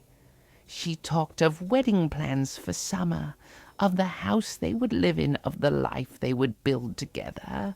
Eadlyn was happy for her friend, genuinely so, but she also felt the divergence of their paths. Sinowise was choosing the traditional route, marriage and family. Eadlyn was choosing something different, not better or worse, just different. Will you still come visit me after you join the garrison? Sinowise asked one snowy afternoon. Or will you be too important, off defending the borders and having grand adventures? I will always have time for you, Eadlyn promised. You are my oldest friend. That will not change. Good, because someone needs to keep you humble and remind you that you are just a girl from Aldburg who happens to be good with horses. As winter deepened, Theodric began to make changes to the stable. He hired a young boy, perhaps 13 years old, to help with the daily work. His name was Cerdic, and he was eager and hard-working, though he knew next to nothing about horses. You need to teach him, Theodric told Eadlyn. When you leave for training, I will need the help, and who better to pass on your knowledge than you? So Eadlyn became a teacher. She showed Cerdic how to groom properly, how to check hooves, how to read a horse's mood and behavior. She taught him about different feeds and their purposes, about the signs of illness, about the importance of patience and gentleness. The boy was a quick learner, absorbing everything like a sponge. He reminded Eadlyn of herself at that age, full of questions and enthusiasm, wanting to know everything at once. One evening, as the sun was setting and painting the snow-covered world in shades of pink and gold, Elfwine came to the stable one last time before spring. They sat together near the fire, and Elfwine looked at her with those bright, knowing eyes. When you go into training, you will meet other young people who want to become riders. Some of them will be stronger than you. Some will be faster. Some will be better with weapons. This is inevitable. There will always be someone better at something. That sounds discouraging, Eadlyn said. Let me finish. Elfwine smiled. Those others may have advantages in certain areas, but you have something they do not. You have a deep understanding of horses, a natural connection that cannot be taught. Use that. Make it your strength.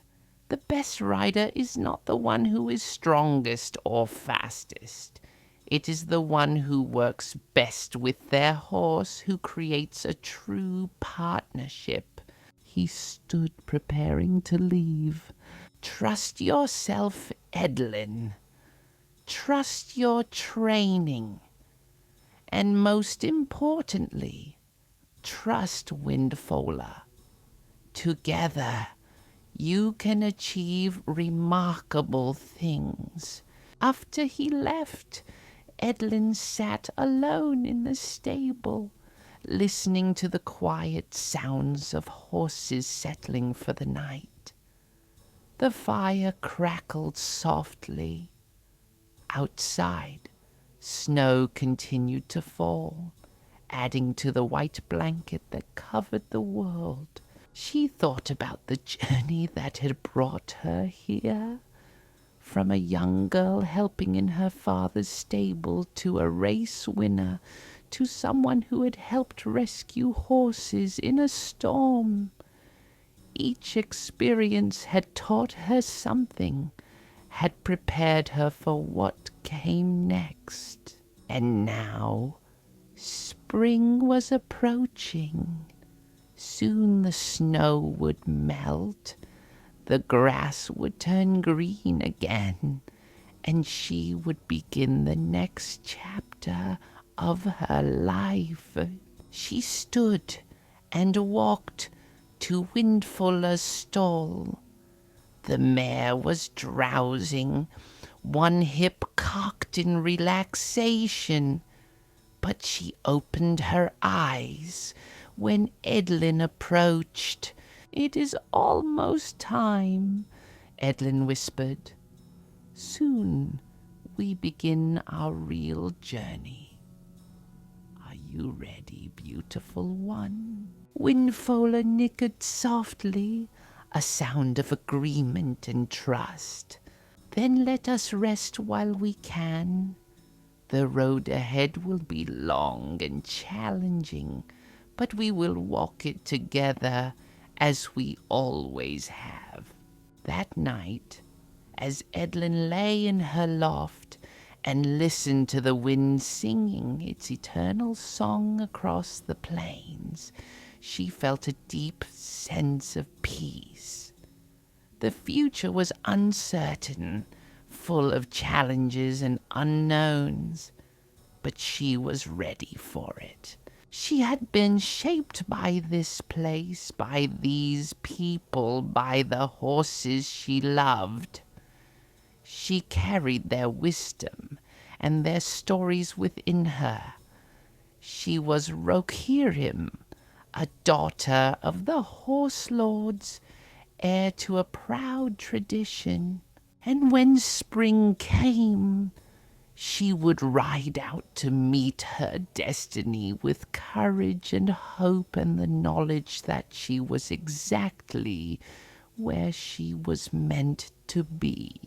The snow fell softly outside, covering the world in white. The horses slept peacefully in their stalls, and in the darkness Eadlyn smiled, dreaming of green hills and running horses, of golden banners and the thunder of hooves, of a future bright with promise and possibility. The road ahead was long, but she was ready to travel it. With Windfola beside her, with her father's love supporting her, with the wisdom of the elders guiding her, she was ready for anything. The story of Eadlyn, daughter of Theodric, horseherder and rider of the Mark, was only just beginning, and it would be a tale worth telling.